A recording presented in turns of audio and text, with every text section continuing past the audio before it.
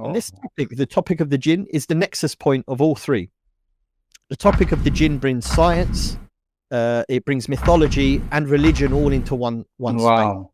And Wow. this is why it's such an important topic today, because we have people who are coming out from these programs in America, whistleblowing and saying that actually there is another creature on this planet with us. You are giving examples of scientists who themselves are giving their testimonies of being in communication with external entities. We're having scientists who are asking questions about why so much information is secretive. We have people who are having mystical experiences and trying to interpret it through the UFO/UAP phenomena. And you have religion. There's going to be a showdown, right, between the three. And I think that us as Muslims, we have one of the strongest hypotheses to this whole situation, better than any other religion on the planet.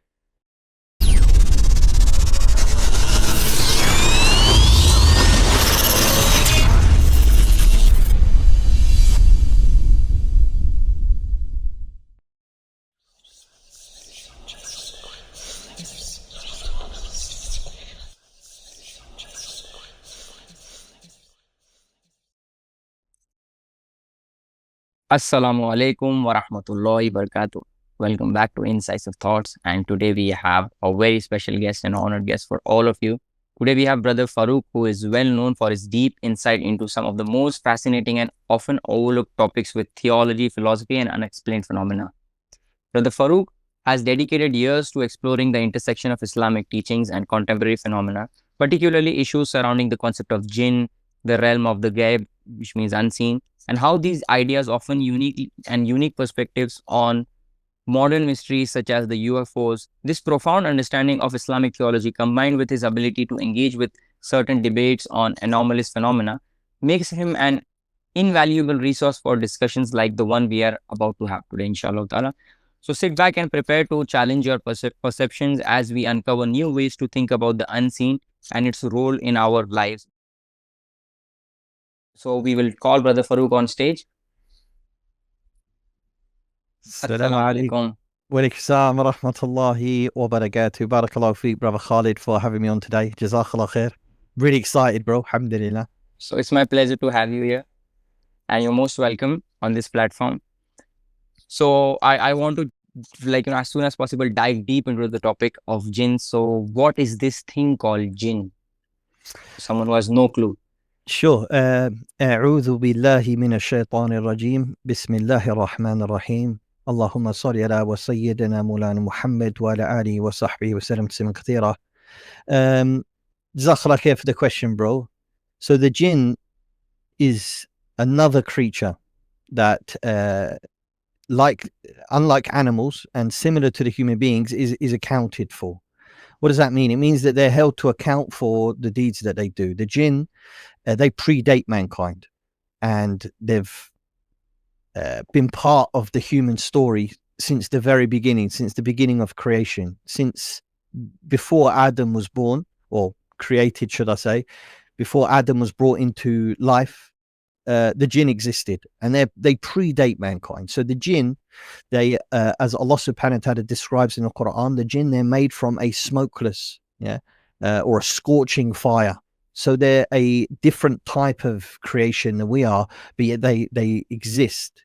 And as Allah says in the Quran that He made all living things from water, the jinn are like humans. We're a water-based life form. So too are jinn, but they're not made from the earth like we are, like a mixture of different parts of the earth. They're not they're not made from clay, but they're made from fire. Or if you're a scientist, you might look at fire as a type of material called plasma. So they're a different creation than us, and they predate mankind, because Allah says in the Quran that He created the jinn aforetime, meaning before mankind. So He created man from a tin, and He created the jinn before that, from a smokeless or scorching fire. So the jinn, they're a creature who's held to account. They make choices. They live very much similar to human beings. They eat, and they have wives and children. They get married. They have a life, but they predate mankind, and they live in a place from where we can't see them. So they do live with us in the dunya, with us on this planet, but they live in a place on this planet that we can't see them. So, you know, they're very much similar to mankind. It's just we can't see them, and they live right next to us, and their world affects our own in ways that, you know, we only know through revelation. So a lot of what we know about the jinn, akhi, is limited to what Allah subhanahu wa ta'ala and his messenger have told us about them, because it's hard to be sure about a place that you can't see. You know, so alhamdulillah. Okay, so this is from an Islamic perspective. Yeah. What we know about the jinn, and of course we take that as a given at face value because we have revelation, and whatever revelation says, and if we can make a case for revelation being true, then by default whatever revelation says is true. But for some of those who are like, you know, who are coming from a non-Muslim background, how would, like, you know, how would they make sense of the concept of jinn or some, or like, you know, these being existing? Like, is there any kind of external way of actually going into this topic and trying to understand if they actually exist? Sure. Yeah, we definitely can, actually. The thing with the jinn, like I said, they've existed before mankind, and they are part of, according to Islamic understanding, they are part of the story of Adam, the first human being. And as we know as Muslims, but those who may never have heard of this, when Adam was created in his own image, meaning that he was created as an adult. Okay, he didn't go through the standard procedure of, you know, being born, having to drink milk, yeah, wearing nappies, or, you know, needing help to be wiped and clean and looked after like that. No, Adam was created fully functioning adult. Okay, this is important because in that time, Adam, may peace be upon him, he was very naive. He didn't go through the growth like we do, and, you know, adulthood and, you know, teenage years where we develop and understand things. He had to learn from the very beginning as an adult, and he was naive. And this is important to understanding the jinn, because the reason, when, like what we say as Muslims, we're not from here. Mankind doesn't belong here. This isn't our home. This dunya, this place where we are, is where we were put down from. As Allah says in the Quran, get you all down from here. This was after there was a dispute between the jinn and Adam, and that jinn, his name was Iblis. So Iblis, who lived in with amongst the angels prior to Adam's creation, he was one of the most pious worshippers of Allah. He was a jinn, but he was a great jinn. He used to worship Allah subhanahu wa ta'ala. And some of the scholars of Islam, some of the mufassirin, some of the people who explain the Quranic exegesis, they've said that, you know, there wasn't a place on earth where Iblis didn't prostrate to Allah. He was a great abid. He was a great slave and worshipper of Allah subhanahu wa ta'ala. So he was a great servant. He, because of his greatness, was raised up to paradise, or al-akhirah, in al-akhirah, to live amongst the angels. So he was, if you like, a different creation than us, but he lived amongst the angels. So he was considered like one of the angels. He wasn't, but he was considered like them because of how great he was. When Allah created Adam, and Allah favored Adam, he commanded all of the angels to prostrate to Adam. But Iblis, he had already seen, and in, you know, some of the people who explain the Quran, they say that he had already seen the creation of Adam, and he saw it as a weak creation. So he said, I'm stronger than him. I'm made from fire. I can do things that this creation can't. You know, why is Allah favoring him? And Allah said to the angels that he would create Adam, and he would be a vicegerent on the earth. So we would be in charge of this planet, and this would be one of our duties while we're here, right? So he became upset with that. He wasn't happy with Allah's decision, and he refused to prostrate to Adam when Allah told all of the angels to prostrate.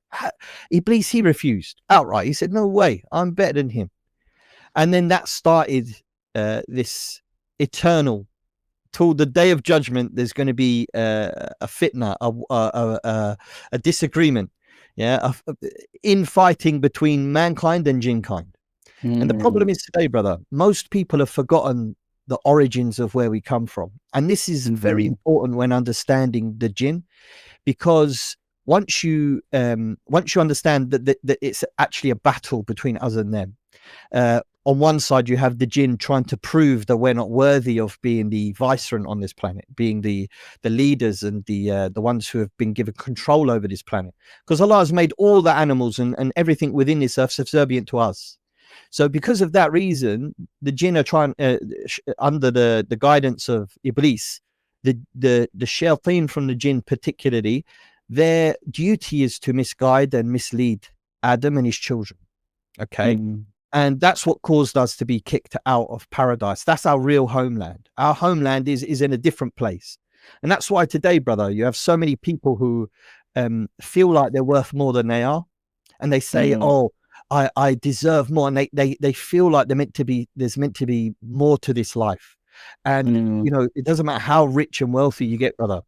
People, as the Prophet ﷺ said, he said that if you give the son of Adam a valley of gold, the son of Adam would demand another valley, and nothing would satisfy Adam until he reaches the dirt. And this is what we have today. We have people who have innately in their hearts this feeling of I should have more, because of that echo through the history.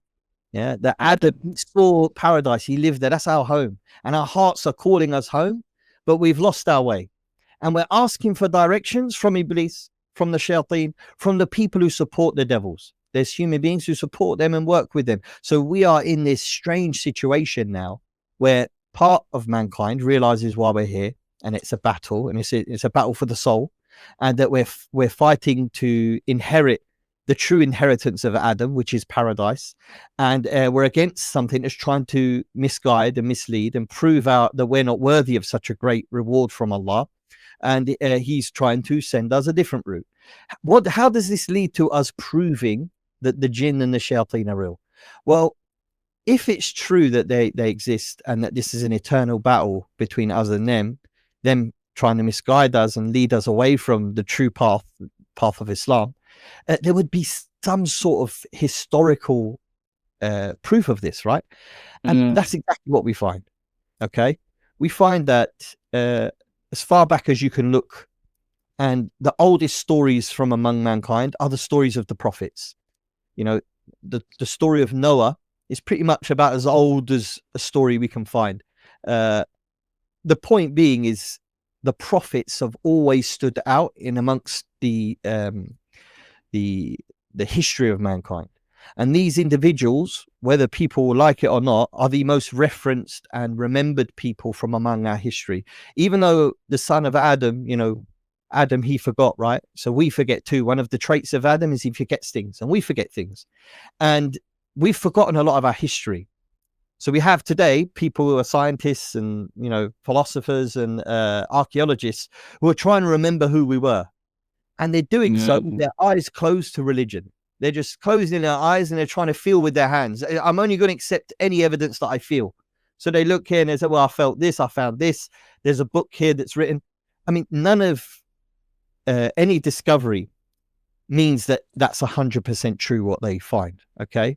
An example being, you know, if you found a comic book left behind under someone's bed, right? A Batman, for example, a Batman comic book. If something were to happen to mankind, then in 1,000 years, actually, someone digs it up and they find this comic book Batman, you know, would those people interpret that comic book to be of a real event? Yeah. Wouldn't. I mean, we know it's not. It's a comic. It's a toy. It's a storybook. But for the people in 1,000 years' time, they're going to find that, and they said there was a man who used to live. He used to dress like this, and he, you know, he could fly around at night, and he had this special technology. They would believe it, or they wouldn't. Some people say no, this is just a fairy tale, and this is what we have going on. We have go on, sorry, brother. Yeah, you know, there was one meme I had. It just came to my mind. I had seen years back, which was that, you know, if it was like 1,000 years or something, like, you know, if Disneyland would have been discovered and they would have seen Mickey Mouse, it would have been like the mouse god of those people. They would imagine something like this. I'd seen a meme like something.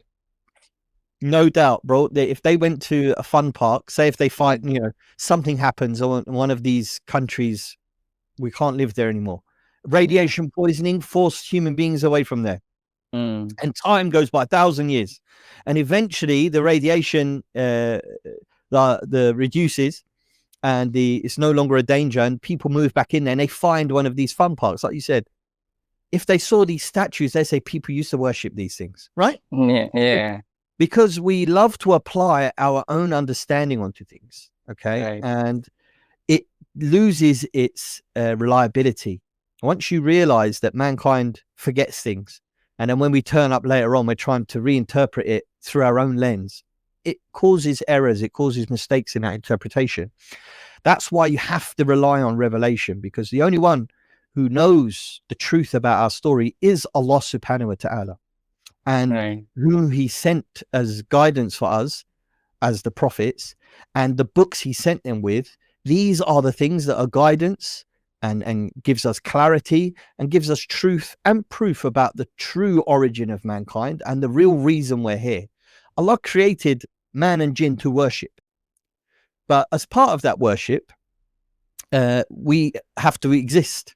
We live, and we have proclivities as human beings. We have things we want to do. We have desires. We have, things we like, things we don't like. And sometimes things we like aren't good for us, and sometimes things we don't like are good for us. But Allah knows what's best for us. So we as Muslims, we submit to these things and we rely upon these revelations to understand things. And this is what gives us the lens to look at history and the mythology that's found throughout every nation that's ever existed. And we can interpret that mythology from an Islamic lens. And that's what we're doing here in this topic of jinn. We're merely interpreting the history of mankind through revelation. And what we find is that many nations across the world, Akhi, have had beliefs in other beings. Some of them refer to them as gods or archons, or different names that people give them. And oftentimes when you're talking about the jinn with people who don't know them, they just see the jinn as, oh, well, that's the Islamic version. It's just a name, jinn. But the thing what differs jinn from perhaps, say, most other interpretations of mythology and anomalous creatures is that it's based on revelation. And Allah subhanahu wa ta'ala defines the jinn for us. So it's more than just a mythos or a story that's been preserved. Rather, the jinn carries with it actual meaning. So the word jinn, it's not just a description of strange events or strange creatures, but rather a specific interpretation. So the jinn carries with it a technical meaning. And that technical meaning is a fire-based being, that can, as the Prophet said in the hadith, that they can come in different forms. So they come in the form of snakes or dogs. The scholars have agreed that they're a shape-shifting being, so they can come in the form of human beings or birds and other type of creatures, that they fly around in the sky. So the Prophet said that they fly. There's another hadith, a little bit weaker, but it mentions that they have wings. Some of them have wings, and that they come and go. So if we apply this meaning to the mythos that we've discovered around the world and what different nations like, I'm from here in Britain, okay, and you have to, if you look at the Celtic traditions, there's many mentions of creatures and leprechauns in the Irish, and different forms of different mythos surrounding Celtic mythology. And there's one in particular being, they call it the Gentry. It's a Scottish tale, and they're blue in their skin color, very similar to what you have in Hinduism, okay, where they have the gods are blue, some of them are blue colored. So when I found that link, I found it quite fascinating.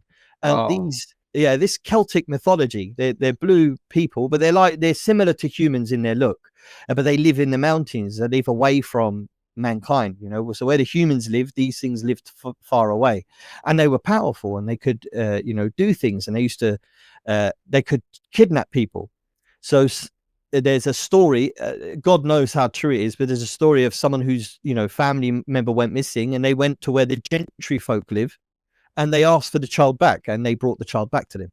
So I mean, whether that's story true or not, but when you look at these mythology through the lens of the jinn, it gives some credibility and some truth where, say, modern archaeology and modern historical analysis doesn't they have their eyes closed to the idea of anything other than just human beings existing, if that makes sense. Right, that makes a lot of sense. Alhamdulillah. So one point that we can derive from, which is if we look into anthropology, we look at every civilization having a civilization, community, tribe, having this some phenomena address, which is spirit beings or something of that sort. In fact, to add to that, I would say just a few days back, I was going through this paper, which was something known as the common consent argument for the existence of nature spirits. And this was an argument, this was a paper by T.D. Smith, and he was arguing that if he he was arguing in some sense that, all over the world, there is some commonality about this being that's there, very specific similarities that we find cross-culturally all over the world. So not just this, I collected a few things which were very interesting before our discussion. So I just want to highlight them here if someone finds them interesting. Sure, please. Then anthropologist Andrew Lang, you might know, he's a well-known anthropologist. Yeah. He says that the making of in the book Making of Religion pointed out that the same thing. For some reason, people from very different cultures, background, profess very specific weird beliefs about ghosts, spirits, and so forth. A similar inference is drawn by Stephen Rood, I think his name is Rood, I can't pronounce his name, in The Limits of Influence, specifically about descriptions of poltergeist phenomena. So you find anthropologists all over the world, they see that there's some strange thing there that every culture talks about this being. In fact, I was going through one video by cognitive scientist Justin Barrett, and he was explaining how in Iceland, which is one of the countries which is comes under the top 10 atheistic countries in the world. Yeah. And then in Iceland, he said that more than 50% of people believe in some elf-like small beings, and they have laws over there where, you cannot, if you want to build a road, you cannot just build a road, you want to create a pathway from maybe going through the jungle or something. You cannot do that unless you take permission from the nature spirits or something like that, or these elves. Yeah. And they have to take permission from them, only then they can build those roads. So these are fascinating things, in Australian culture, myths, those people have this. If you know Brother Jerry Cogley, I think I've heard his name, but I don't. Yeah, I wouldn't say I've read any of his work. Yeah, so he's someone who's come to our channel twice, and he was explaining in one of our discussions. He's explained how all over the world, cultures have similar stories about jinns. Even there are some similarities about the false stories of Adam alayhi salam. He calls them the false stories, which is humanity starting from a couple and they coming down, descending from sky or heaven or something like that. There are various similarities. And at the same time, he explains how in many cultures, how they deviate from monotheism to polytheism, how they start making deals or they start worshipping these nature spirits. So that's a kind of fascinating topic that, I really like, and maybe we can discuss that some other time. But one question that I have now for you is, so every culture used to believe is something like the jinn, and they used to maybe interact also. There's some literature about shamanism and stuff like that, which is of course forbidden in Islam, but we've seen this kind of attempts for interaction with those spirit beings. But later on, at the time of enlightenment, I think that got lost completely, or people started forgetting about this reality which existed, and people started becoming more and more materialistic. Do you think now, because that has happened and people have forgotten their past, now they are trying to reinterpret all of that in a new lens altogether because of the influence of materialism and naturalism? I think you're on mute. Sorry, yeah, you're right. I thought I pressed unmute, but I'm muted again. Yeah. I would agree to a certain extent. I think that there's some evidence to suggest that not all knowledge was lost and that some of it went underground. What do I mean by that? In our understanding, there is a way that you can communicate and get in contact with these beings in a specific way. I'm not talking about poltergeist activity in your home, or, you know, where people are doing Ouija board and things like that, where they're trying to communicate with spirits. But what I'm talking about is black magic, which is completely haram and forbidden for mankind to get involved with. This type of information used to be quite popular in the UK. I mean, there's certain places around the UK where it was very popular, where some of the most powerful warlocks and witches used to live. There's an area called Canewdon, which is just in Essex, which is a small town, but it used to house many witches and people who used to study and teach that type of information. This is often shamanistic based. You have strange rules and regulations you have to follow and things you have to do to get in contact with them. During the sort of, let's say, I think it was around 1700, 18th century, you had a clearing up, shall we say. So you had the witch trials here in England and in America, where people were killed and executed, and, you know, for their practicing of magic. And it was something which was deemed a threat at that time to the government, to the people, and most of the believers who were Christian at that time, they were on these type of people, you know, doing magic and rituals and affecting society in the way they were. In the lens of materialism today, we look back at that time and we see the leadership as foolish. I mean, not us personally, but, like, you know, the general population will say, well, there's no such thing as magic. It doesn't exist. But what we find is that amongst particularly the aristocrats and, you know, the wealthy and the elites, if you want to, you know, call them that, even amongst the royal family, there were people who had that information, who had that knowledge. So when it was eradicated, so to speak, from the general population, and, you know, that information was lost, it was retained in the wealth, in the aristocracy, in the elites. They kept hold of it. And it's my opinion that often, I mean, there's a guy, I forget his name sometimes, but he's a great conspiracy theorist in America. And he followed the elites of the country, the political elite, and he followed them to a woodland area, and he snuck in and he filmed them. And they were doing strange rituals. They had a huge owl-like creature. They called it Moloch, which anyone who follows, you know, some of the history of who Moloch is, Moloch was the god of the Canaanites, allegedly. And they used to, you know, sacrifice children to Moloch. So they had this effigy of Moloch where they were, you know, burning fake children, allegedly fake. I mean, we just don't know, really, especially with the Epstein crime, you know, syndicate that went on over the last few decades. But they were burning an effigy of a child, and they were doing rituals for this alleged owl god called Moloch. The point being, Akhi, I don't think that, I think there's a big separation between knowledge, and I think, this is just my opinion, you know, I don't mind being wrong, but that the magic that was taught and, you know, spread among the people in Babylon all those years ago to Beni Israel, to the children of Israel, they took that knowledge and they kept it. And I think it still exists today. And I think it's still being used today. And I think that the people who use it and benefit from it aren't just the local village folk who get involved with Jinn worship and black magic, but I think it's also happening in, you know, with people wearing suits and going to, you know, having big positions in government and in business.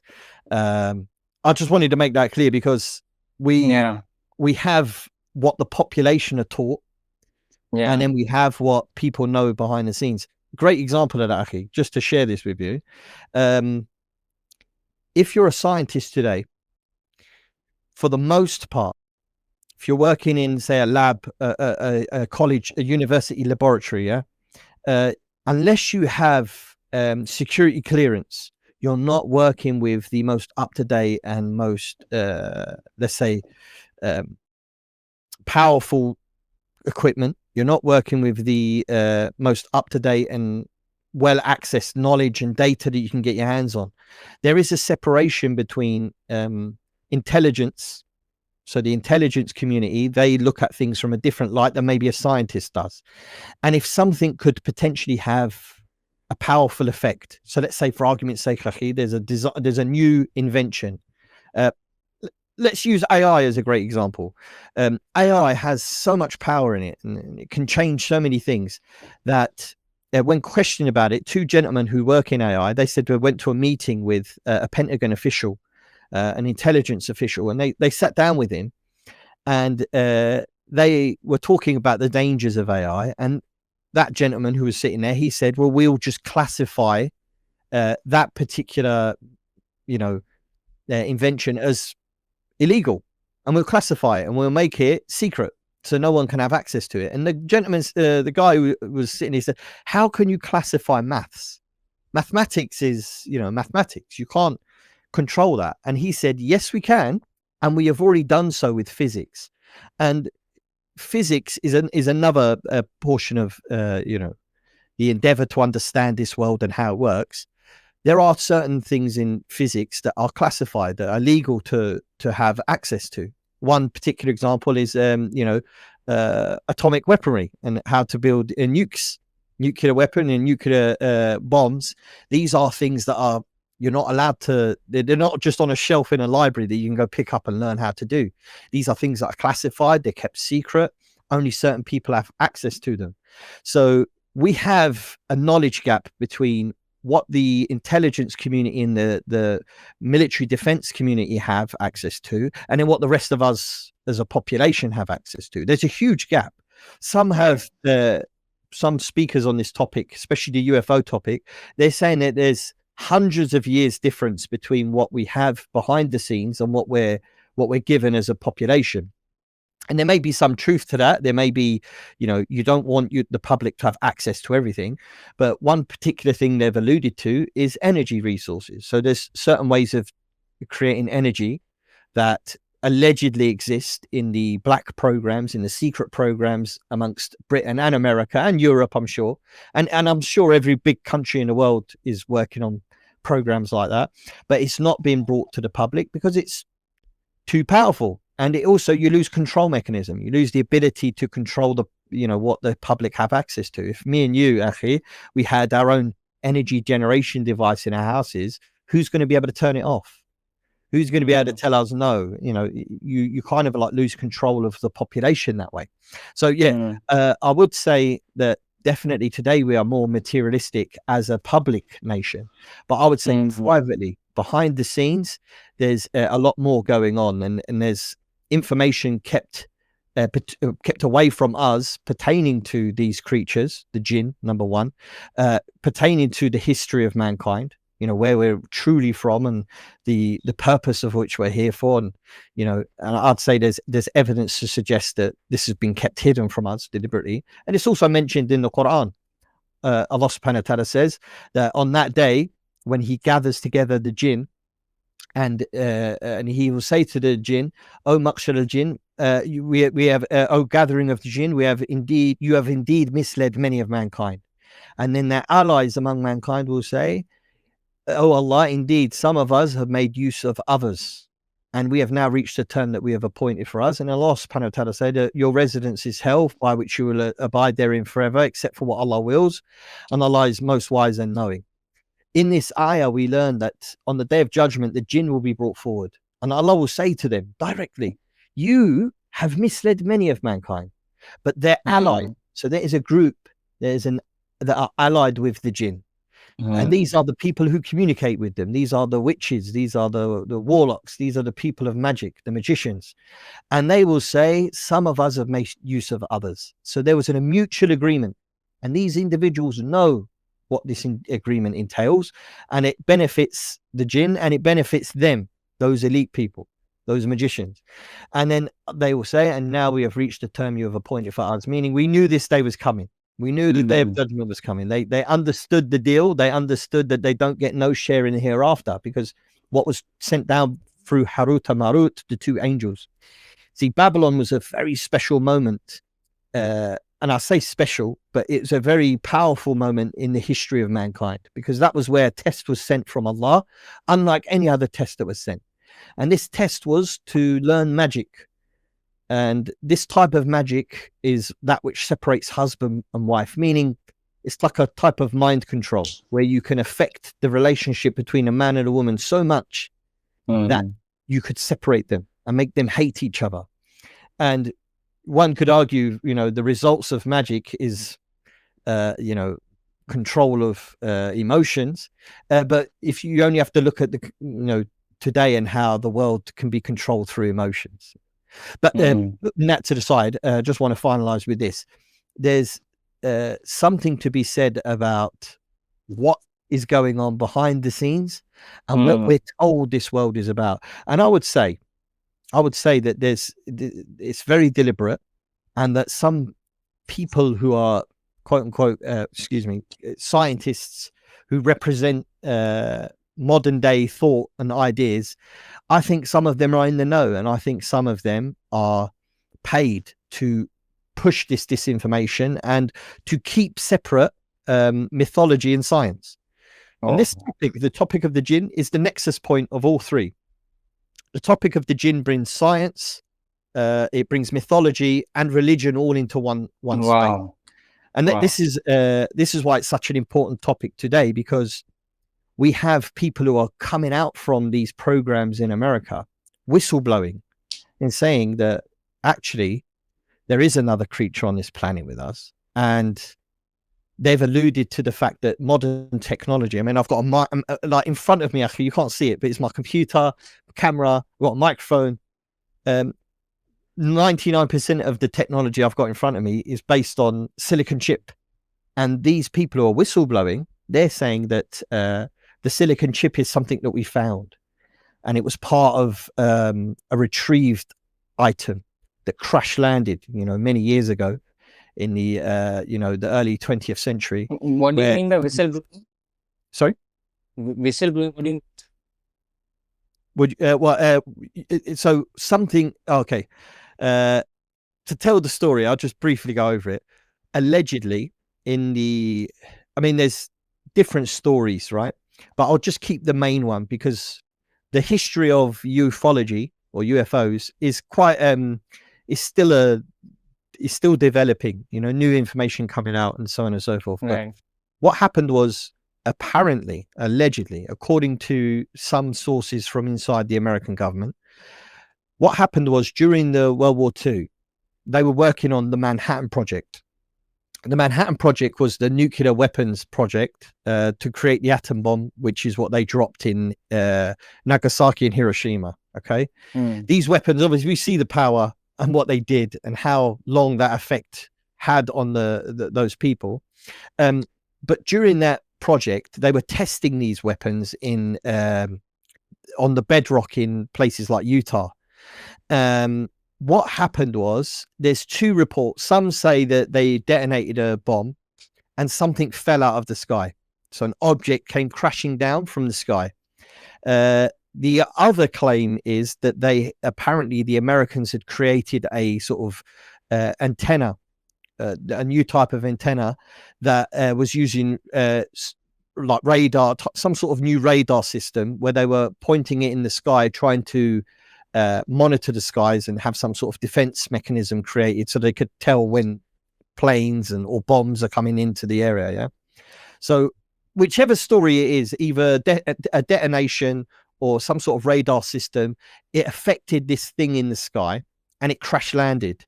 And it was reported in a Roswell newspaper. Some people have got the clipping. You can find it online. But it's the famous Roswell crash. And according to the story, there wasn't just one crash. There was, over a period of a few days, there was a number of crashes. Whatever caused the crash, whether the bombs or the new radar systems, these things crash landed, and the Americans recovered these technologies that fell from the sky. Initially, the report was put out, it was ET. An ET craft had crash landed, and they had retrieved an anomalous craft.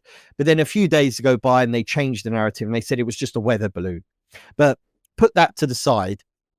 What a colonel, his name's Colonel Corso, what he said happened was they retrieved these materials and they didn't entirely understand what it was that they had.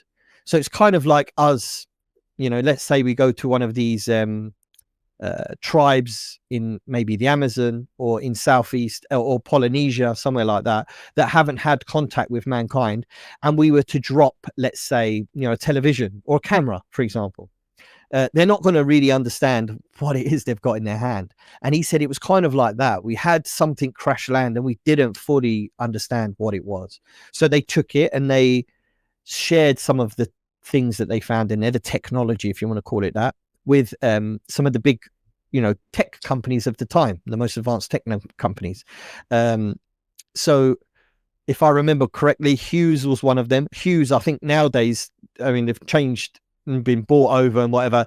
They've ended up becoming, I think, what is now today, I forgot the name of that company, the big aerospace company, but a lot of it were given to aerospace and technology companies at the time. Marconi was one of them as well, which I think is now part of BAE Systems. So different technology companies were handed out pieces of material, and they were told that whoever successfully reverse engineers this first will be able to lay claim to it as a patent, right? And that's what this colonel said. Colonel Corso, he was part of the project, or he claimed to be part of the project, and he wrote a book called A Day After Roswell. So anyone who wants to go read it can read it. But this technology, allegedly, what we have today is based on things that we found or crash landed, in the 1940s. Whether that's true or not, I don't know. But Wow. we as Muslims, we don't have a problem with it, because we know that if it was from another creature, the jinn, we know that Allah describes them as builders. And we do have some evidence, especially from the time of Shaykh al-Islam ibn Taymiyyah, to suggest that they had very exotic technologies in the time of Shaykh al-Islam ibn Taymiyyah. So, we don't have a problem with that being the reality. But what it leads to, Akhi, is that, this type of information is kept very secure and has been for many years. We've had leaks, but it never really takes hold. It never really, permeates the public, because the government will just outright deny that it's true. And then the whistleblower, he's popular for a few minutes and then he just dies off. But I think this time around, Akhi, in modern times, we've got too many whistleblowers. We've got too many people reporting that there is a crash retrieval program based out of America, and they have locations in, Americans have bases all over the world, but they have a crash retrieval, let's say, capability, a global crash retrieval capability. There's reports that Russia have retrieved crashed artifacts. There's reports that China have retrieved crashed artifacts. Everyone wants to get their hands on this technology. Yeah. So firstly, I think we opened a can of worms in going through so many different topics. So Sorry. I just want to summarize. Firstly, we spoke about the story of Adam alayhi salam, and so we can address that. I think because I want the audience to get information on all these different topics. Sure.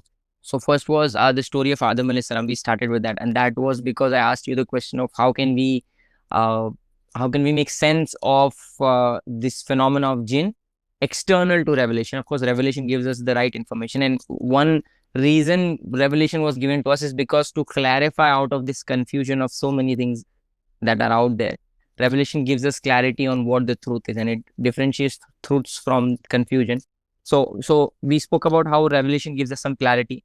In terms of the external evidence for jinn is basically, it is very common, it is universal across different cultures. We spoke about some of that.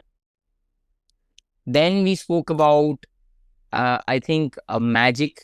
So I was asking you about the history of how did we become materialistic in some sense. And then you were explaining how even though we were even though this materialism became common in the masses, but still the elites still did not adhere to this word. Maybe it seems like, the elites still retained that information and those ideas, which I think there is one video which I was going through on blogging theology. I can attach the video's link, where Abdullah Suwaidi was explaining how there always have been these secret societies which have retained information, and there are various examples. Yeah. And then that is another can of worms. Yeah, Then moving on to how you explained how people still used to perform black magic, and they still probably, it seems like they still have that information with them. yeah, And then we moved on to, as we are normal individuals, we still find some information that is secretive and that is not accessible to us. yeah, And then we moved on, as an example of that was phenomena like the UFO phenomena and stuff like that, which still the masses are kind of clueless about what is going on. yeah, And from that, we moved on to how, like, you gave us one example, including the UFO phenomena, where yeah, advanced technologies were discovered on different instances. Now, I want to go back, inshallah. This is a very interesting topic regarding advanced technology, which we have no clue about as of now. yeah, So, I so much want to still continue this topic, but I want to go back at the story of from the story of Adam alayhi salam, yeah. and maybe address some points there. Sure. So when it comes to the story of Adam alayhi salam, we know that Adam alayhi salam was the first human being, and he was got down, he was sent down on earth. Mhm. So what is fascinating about that is those people who are materialistic for many years, they, because of theories like evolutionary theory, etc., they denied this exceptional nature of human beings. But so my research was related to that because I was planning to do a whole series on it. And what I found, what was interesting, is that there are so many traits within human beings which is so exceptional that you cannot actually give a naturalistic stepwise evolution of these traits. One of them is language. One of them is language, which was works of Noam Chomsky and Mark Baker. They explained how language is an ability which is all, which you can have it or you can't have it. You can't have half of language. Either you have it or So it's like you cannot have a stepwise evolution of language. The language I'm talking about is this use of abstract Mhm. sentences, words, and this kind of stuff. Mhm. So that cannot be explained in some sense. The rationality that we have, what animals have is associative learning. They Yeah. don't have the sense of rationality that we have. That cannot be explained in a gradual process. There are various challenges there.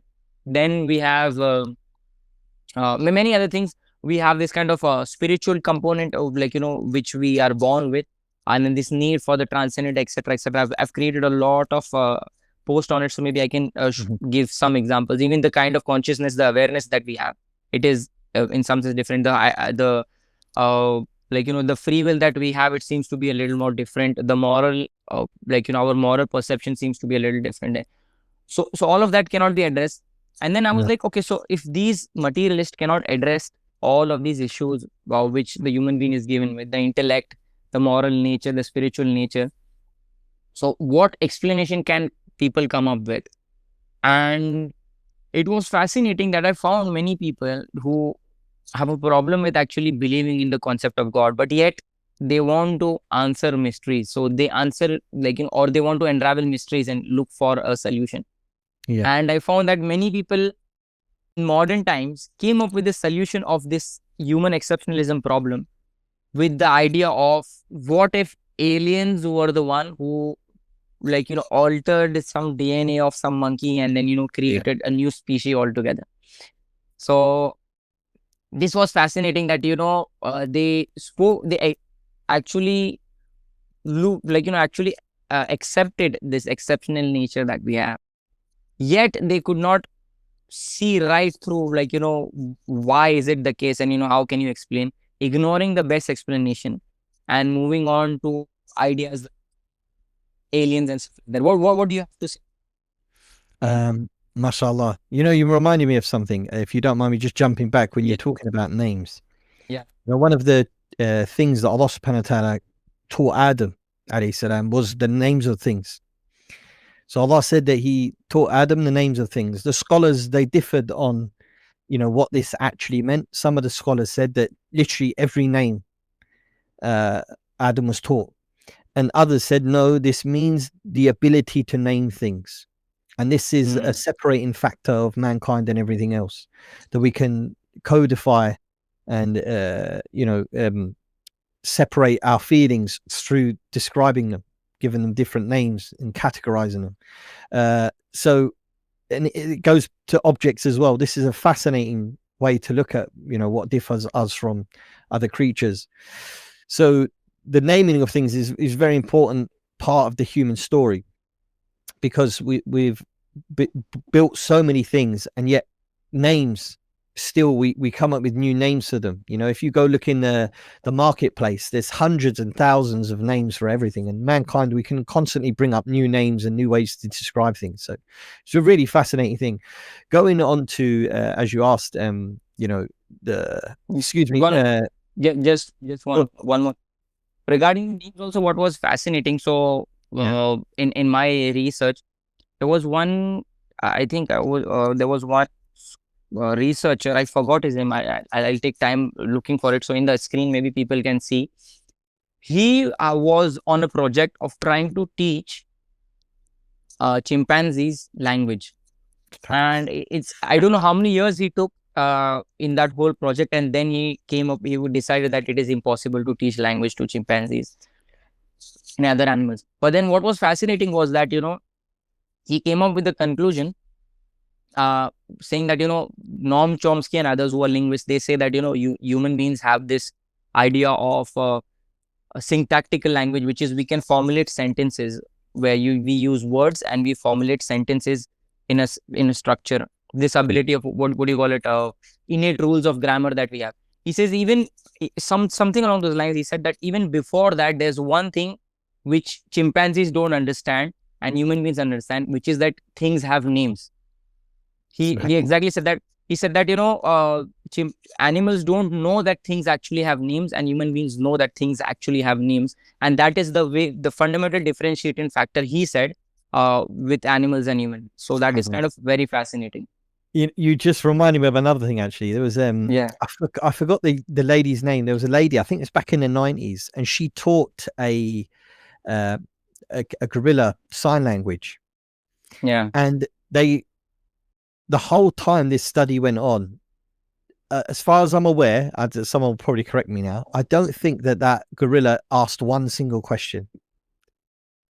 The inquisitiveness of mankind to know, or the desire to know, isn't the same as in the animals. And for the years that gorilla was able to communicate, basic communication back to the lady, it never once asked her a question.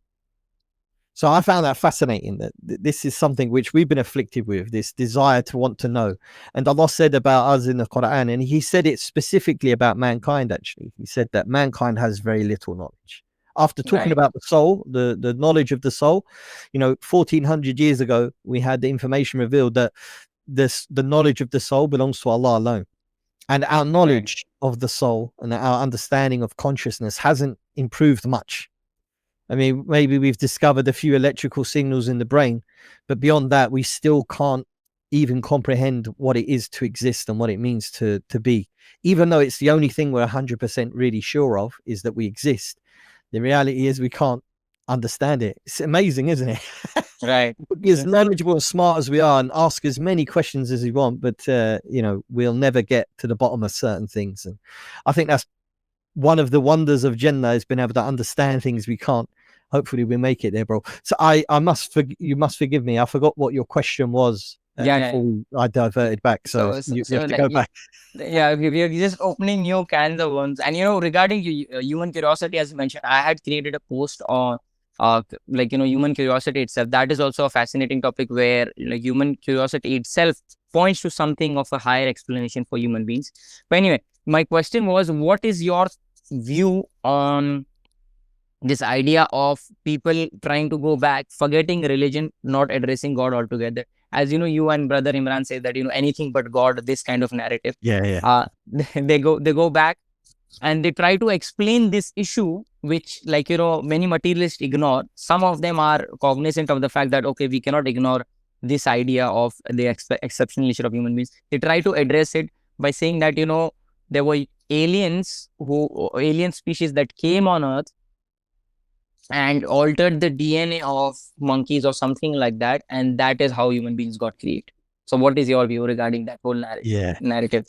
I think it's hilarious in a way. I'll tell you why. Yeah. With all of the information that's been preserved about mankind's history, through most of it anecdotally, right? But you know, if we take away the revelation of Allah subhanahu wa ta'ala, even anecdotally, we have our story of where we came from, right? And this predates anything to do with, you know, apes and stuff like that. But it's created a problem, this materialistic understanding of the only way you can interpret it is through science, right? Has created a problem because, like you said, there are some people now who are being a lot more honest about the gaps in the theory of evolution, and so that they've come up with this idea. Like I'll give you an example. There's a guy. His name's Lou Elizondo. Lou Elizondo. He's one of the whistleblowers who have come forward. He used to be part of a Pentagon program called ORSAP, or excuse me, ATIP, and he was part of this program that was, you know, investigating the UFO phenomena. He came forward and he's, you know, blown the whistle and spoke about it. People, I mean, I'm not sure about his belief. Maybe he's Christian, maybe he's not. But he's talked about, you know, the origins of mankind and, you know, where we've came from.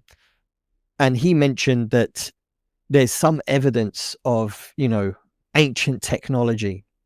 That's, he said, his example was, it's like finding a 747 jet, you know, parked up in a cave that's not been looked at for thousands of years. Okay. Behind the scenes, if we mentioned it, and I'm glad we talked about it earlier, but we mentioned that there's a knowledge gap between what the public know and what people in the intelligence community know.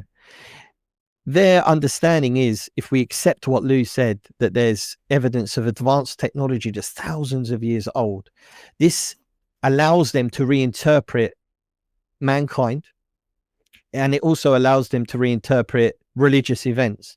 One such example is the example of Isa alayhi salam. We know that Allah subhanahu wa ta'ala created Isa without a father, and all Allah has to do to create Adam or Isa or whoever it is say, and it will happen. Be, and it becomes. Okay. And we're content with that. But because these people don't want to really leave religion untouched, their idea is that perhaps somewhere along the lines, in ancient history, some people had the ability to artificially inseminate, and that this technology existed, you know, hundreds, thousands of years ago. And if there is an advanced creature out there that has had the capability of playing around with genetics for thousands or tens of thousands or perhaps even hundreds of thousands of years, it's not a stretch to say that they took ape DNA and modified it to create the human being. This is what they're saying. And this is a great gap filler, because that way you don't have to accept religion. You don't have to accept responsibility for your soul. You don't have to accept that, you know, one day you're going to pass on to the next world and you're going to be held accountable for it. Instead, you get to carry on with this atheistic mindset, whilst also filling in the gaps of evolution with ancient technology belonging to an ancient creature that predates mankind. And this is exactly something which Iblis, Nirajim, would love mankind to adopt as an idea. And our creator, that somehow that through his technology, or a technology, that he was able to alter apes and turn them into human beings. My challenge would be, you know, to these people, bring us evidence for it. It's literally words to fill a gap that you can't fill. And even if it was the case, let's say, even if it was the case and they bring us some sort of evidence, we can simply say that the Quran already exposed the Jinn, exposed Iblis, and exposed his plans.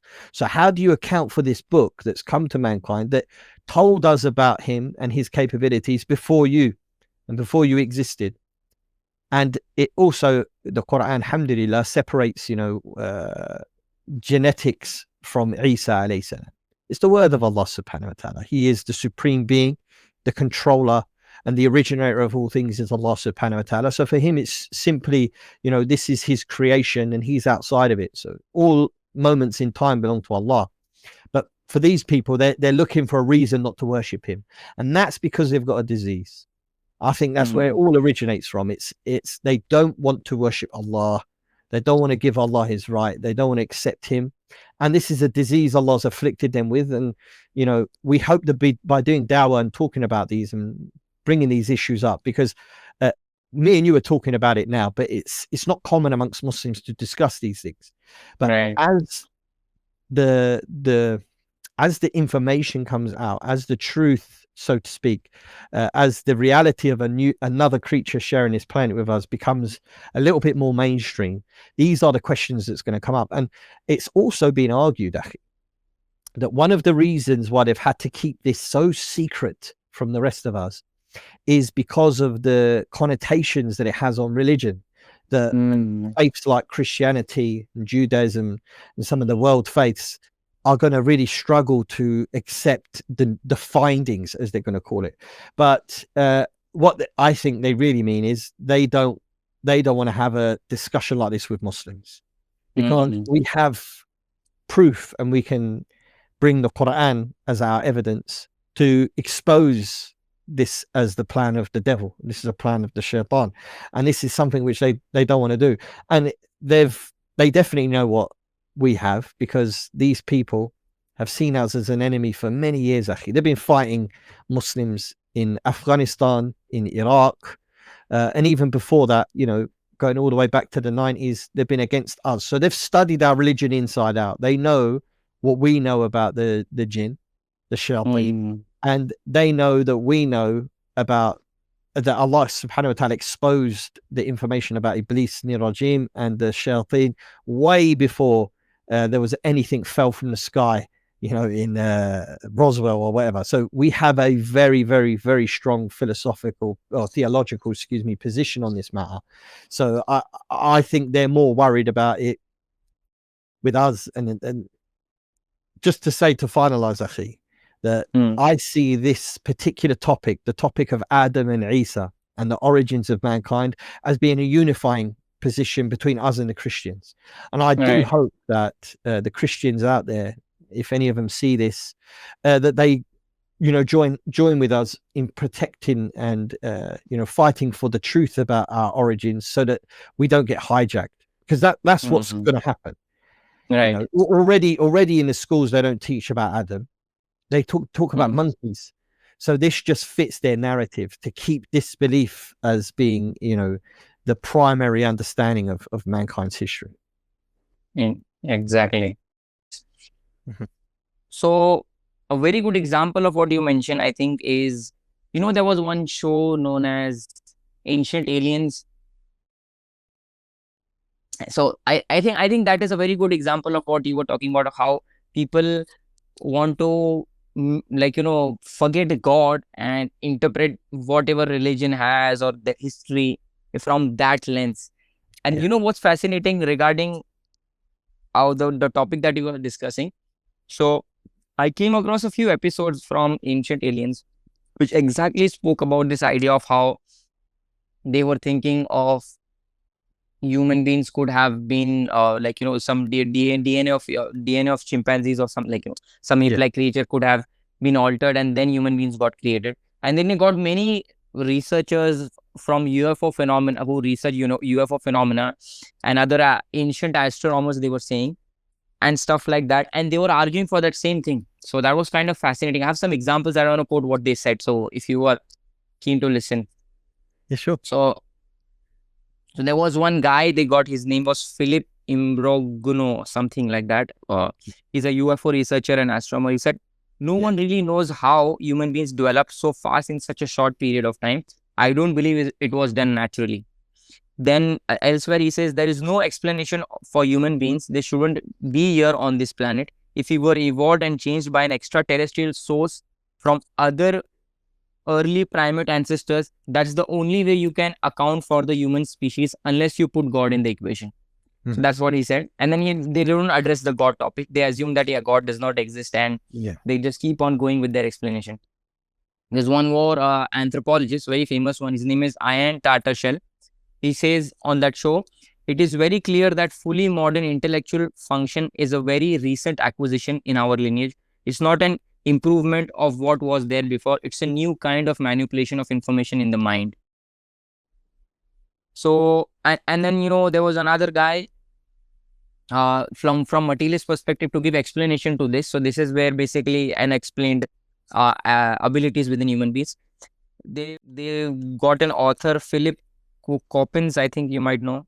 This guy, he wrote the book, author of the Ancient Alien Question. And he says the question, namely whether we are descendants of from apes and other creatures on this planet, or whether we truly have been engineered, can be answered by mythology. Mythology is able to say that we are not descendants from apes, but that something happened on this earth, and alien intervention came in, and we were the end result of this. So they take the mythology. So they took the mythology, which says that, we came from elsewhere. And they think that, oh, so God in this mythology is not the right explanation. Maybe these are aliens. So, so till that extent, they have tried to explain. One more interesting part was one famous, very famous, I think he's the host on that show. Yeah. He was explaining how, regarding language, he was explaining how there are so many cultures that all over the world, scattered all over the world, which seemingly had no connection to each other. Explain that language is a gift from God. Human language is a gift from God. And then they say that, if language is something, it could be that, language is something that came from outside. So this is maybe what extraterrestrial have given us, and that distincts us. So it keeps on building up. There's one more. So I have many quotes. I think we have short for time, so I'm not going to go deep into it. But there was one more narrative where there were all of these researchers. They were kind of there was one more episode where all of these researchers were in a group, and they were discussing about how life might have came about. Not human life, but general life might have came about on Earth. And because that is also a very big question that they cannot explain. Yeah. So they came up with this concept of panspermia, which is this guy Francis Crick and others who discovered the double helix of the DNA, the shape, and they say that if these are authorities that are quoting for panspermia, which is life coming about from outside, so this could be the origin of life. And then they were talking about how humans have exceptional qualities. So one person asked, but what are you guys addressing? Are you saying that did life come about in the start where it was directed by some extraterrestrial? Or are you saying that life was there on Earth and then aliens came up, or extraterrestrials came and altered the DNA? And they said that we are saying both. So so they said that life came about via extraterrestrial, because they cannot explain that how life came about on Earth. And then how human beings came about, they say that then again those extraterrestrial or any other extraterrestrial came and altered the DNA, then created human beings. So what do you think about that? Don't you think that that's stretching it too far and trying to ignore completely the obvious, which is which everyone should which everyone can see for itself, that okay, so this is jumping through hoops just to explain the obvious, explain out the obvious. What do you think? What do you think about that? They remind me, there was this guy, he used to escape. He was an escape artist.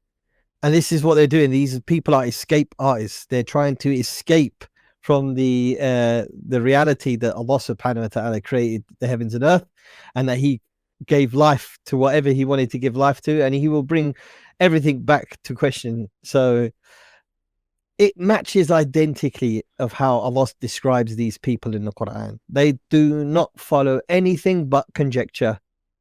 It's maybe, perhaps. They live on this idea of perhaps, maybe, could be. Well, it might have. This is how they live, akhi. They survive in these areas of unknown, the grey areas where they don't actually have to commit to anything. And that's the issue here. Like, you could throw 1,000 theories at the wall regarding this whole topic and the origins of mankind and the origins of life and panspermia and all of these different ideas. And then you can take these single ideas and then develop from them, like they have with panspermia. Like you said, is that an they were asked, is that an explanation of life on this earth or life in general? They said both. Both. It still doesn't answer the question where the living cell came from, where the data that's found to exist in the living cell came from. Right. It's programmed to behave in that way. Where did that programming come from? But they don't need to answer that, because they can simply say it's from somewhere else. And that's the somewhere else question. That's not a question for us. All we're telling you is this how it got here. It And is. then, so I think what they do is they just try to push the problem one step back. They haven't addressed anything. Yeah. So that they don't, it's not in their apparent field of knowledge, because they are like experts. They say, oh, that question is not maybe in my field of expertise, etc. So they just push that problem back. And, they don't want, they themselves don't want it, I think. Exactly. They kick the can down the road. Yeah. That's what we say. Exactly. They kick the can down the road for somebody else to deal with. It's not my problem. It's someone else to figure that out. I'm only simply providing a theory, but it's conjecture. And what we have in Islam is the opposite to conjecture. We have absolute truth, and this is something we're willing to stand on. You put these people under questioning, and they slip and they falter. There's some researchers in that particular field you're talking about, especially from the ancient aliens group of researchers, if you want to call them that, and some of them say there's biological markers that are within humanity that somehow, because along with the theory that they purport, the ancient alien theorists, is that we have a psychic capability that's been turned off. So these type of ideas, well, this is what they say though, but it's conjectural in nature, because you can say whatever you want. If you don't have to provide proof for it, it doesn't matter. And as you mentioned earlier, me and Imran have said many times that it's anything but being held to account for the deeds that you're doing. People don't want to be held accountable for what they're doing. They want to have new discoveries. They want to, subhanallah, in the time of Rasulullah sallallahu alaihi wasallam, Quraysh, they were sitting and they said, Allah should have given prophethood to one of the great men of the two big towns, or one of the men from the two great towns. And they were talking about Mecca and Ta'if. And by great, they were talking about famous, powerful, wealthy men. They wanted that Risala, that prophethood, would be given to someone other than Muhammad sallallahu alaihi wasallam. And this is what we have today. If one of these ancient alien theorists chose to be the messenger, they would love it. And the rest of them around him would hate it. They would say, he shouldn't have been the one, it should have been me. And this is their problem. They have this idea that they're special and that their theories are really meaningful and deep. And even though they're just conjectural in nature, it offers a better, newer, and nicer interpretation than Islam or religion, for example. So they live in this world where they get to sit and discuss and provide ideas and theories as to the origin of mankind without it actually carrying with it any detriment in their mind. Of course, on the day of judgment, they will have to face the lies that they invented and they spread around. But in this world, they can even be, lauded for it and clapped and celebrated, and they get their own TV shows and they become famous from it. The point being, Akhi, is that these theories, these ideas that people spread around, and the connotations that it has, is that it's, whichever way you look at it, it's devilish in its nature, because it takes away man from the purpose of where he came from. Let's go back to where we started this beginning. Right at the beginning, we was talking about Adam and the homeland of Adam and where we're from and what we're actually doing here and the purpose of our creation and where we really came from, and the life of this earth. What is it? It's a battle between us and an unseen creature. Now, I want to quickly just, if you don't mind, Akhi. Yeah. Going on from what they've been saying, and they're saying, the origins of who we are and whatever else. The microbial world, the world of microbiology that's within our bodies, and it surrounds us everywhere. is it's in and of itself its own little universe, and it survives, and it lives off of us, right? And it lives off of other biological entities because it's microbiology. And it's a world that we don't see, but we know of because of the instruments we have. The atomic world is another universe that we don't really see with our eyes and interact with, but it's there and it's affecting our world, the world we live in an atomic level. And then you have now the quantum world, and we're just discovering, it's brand new science really, and we're just discovering, you know, what affects the quantum universe, if you want to call it that, what effect that has on us, and what we can make it do and to make it benefit us. And we manipulate the microbiotic world, we manipulate the atomic world, and we're trying to manipulate the quantum world to have effects in our reality, in our life, that we can benefit from. Okay, billions and billions and billions are thrown into microbiology and biotech companies every single year. Some of the most powerful, wealthy companies in the world are biotech companies. Huge you know, sums of money get pumped into biotech every year. Why I'm bringing this up, these individuals who are interpreting where we came from are doing so in isolation of everything else.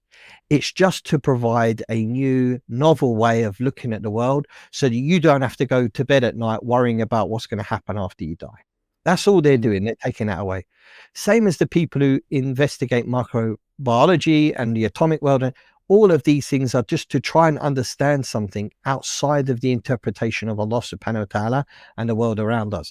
The problem is that the world of the jinn, much like the world of microbiology, much like the world of atomic world, it's affecting our world in a way that we don't see it. And when you try to interpret our origins in isolation of revelation, and in isolation of religion, and in isolation of the history of mankind, you end up with ideas like these guys purport. Oh, you know, it was a living cell crash, you know, millions of years ago on Earth, and that all life came from it, or whatever excuse they give, or that an alien sent, you know, a cell, or they came and they took an ape and they genetically engineered it. I mean, whatever way they try to do it, they're doing so in isolation of revelation, in isolation of the world of the jinn, another world that we can't see that has an effect on us. And I would argue that as part of the effect of the world of the jinn on mankind are ideas like this, because it's encouraged by Iblis, it's encouraged by the shaitan to turn us away from Allah, to turn us away from the truth and reality of what we are, so that we function on a different level. Allah subhanahu wa ta'ala says in the Quran that indeed, in the remembrance of Allah, the hearts of human beings find rest. Or the hearts find rest. It doesn't say just human beings. So this would account for jinn as well. But the hearts find rest when you remember Allah subhanahu wa ta'ala. This is something that's really important, because in isolation of remembrance of Allah, in isolation of revelation, you end up with ideas that don't provide peace. And like we said, it is conjecture, and conjecture never offers truth, because it's something which someone likes. Say, for example, someone hears the idea that these ancient aliens put out, and he likes some of it, but he can add it and he can interpret it and he can, you know, modify it in his own way to make it acceptable to himself. And this doesn't provide truth. This just provides a fun way of trying to interpret it, where that you don't have to get up and pray, you know. Right. And you know, one thing which is very interesting, which is connected to what you mentioned, which you mentioned about looking at it in isolation. In my research, there was one scholar from like one PhD scholar from Bola University. His name is Dr. Mehritu, and he what's his name? Sorry, Dr. Mehritu. I can't pronounce. Mehritu is his name. Yeah. So I'm in discussion with him. So he came up with this explanation, which is known as the hard problem of human exceptionalism. And he argues and challenges that without adding theology and metaphysics in the original question of the origins of human beings, you cannot answer that question. You can't. That is what is arguing. Yeah, he's right. So that is kind of fascinating, and links to those materialists and naturalists who think that, you know, we can answer this question with only science. he is arguing and he's explaining how just science cannot answer the question. He divides the exceptional qualities of human beings into two categories. One is the easy problem of human exceptionalism, one is the hard problem of human exceptionalism. And he explains that the easy problem of human exceptionalism, okay, you can still bet on science and say that, yeah, maybe someday science will like discover this about it, this about us or that. But then there are other categories, like he explains that human beings are ontologically a different category altogether because of so and so reasons. And to address that altogether, you cannot use science, which is an endeavor which is just related to observations and cannot address the metaphysical questions. The origin of human being involves metaphysical and theological questions which science cannot address. So you definitely need the metaphysics and theology, and only then you can have an adequate explanation for the origins of human beings. So that is a fascinating topic. I want to add to that just briefly before we move on. I want to add another part to it. Remember how we said that at the beginning when we were talking about how science is actually the public facing mechanism of science, and that behind the scenes there is a private or secret or top secret or intelligence based science initiative that's working behind the public facing science. Why I bring that up? Have you heard of he's like a famous YouTube scientist. His name's Eric Weinstein. He comes on YouTube channels, and he's an intellectual. He's a biologist. That's right. Yeah, he's floated the idea, and he's a physicist as well, if I'm not mistaken. He says that he thinks that string theory, which originated from people who are part of the intelligence community back in the 60s and 70s. He said that he thinks it was a red herring, a deliberate route to send mainstream physics down and to keep an aspect of physics secret that's been explored privately in private industry under national security. You know, that's what they use. They use national security to hide a lot of these things. And he's very upset because he's saying that when like what we were just talking about, Aki, when scientists are talking about something, they're basing their information on knowledge that they have, not knowledge that exists within the private or national security files. So whatever data they have that they're interpreting, where we came from, what we're doing here, and so on and so forth, is based on what's available to the public and available to them, and not necessarily based on the information that's available in if you have a national security clearance. If you have a certain security clearance, you have access to new data. There are things that have been discovered through Freedom of Information Acts that have been hidden. There's certain archaeological programs that were implemented when America was in Iraq, and these archaeological programs were investigating certain areas, and it's been kept top secret. You're not allowed to know what they were doing over there.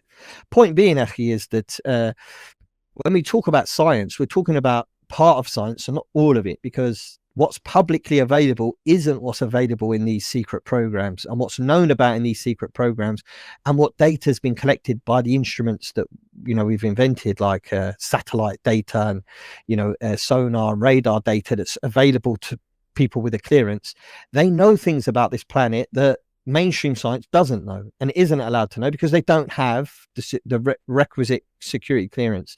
People like Eric Weinstein know this, and they know that there's some sort of lying or gaslighting that's going on pertaining to the origins of mankind and other information around surrounding this nexus point that we talked about, which is ufology, mythology, and religion. Yeah, that was also an interesting part. That reminds me of one lady, I forgot her name. You might be, of course, aware. She researches on the CIA and stuff like that, and I think she has.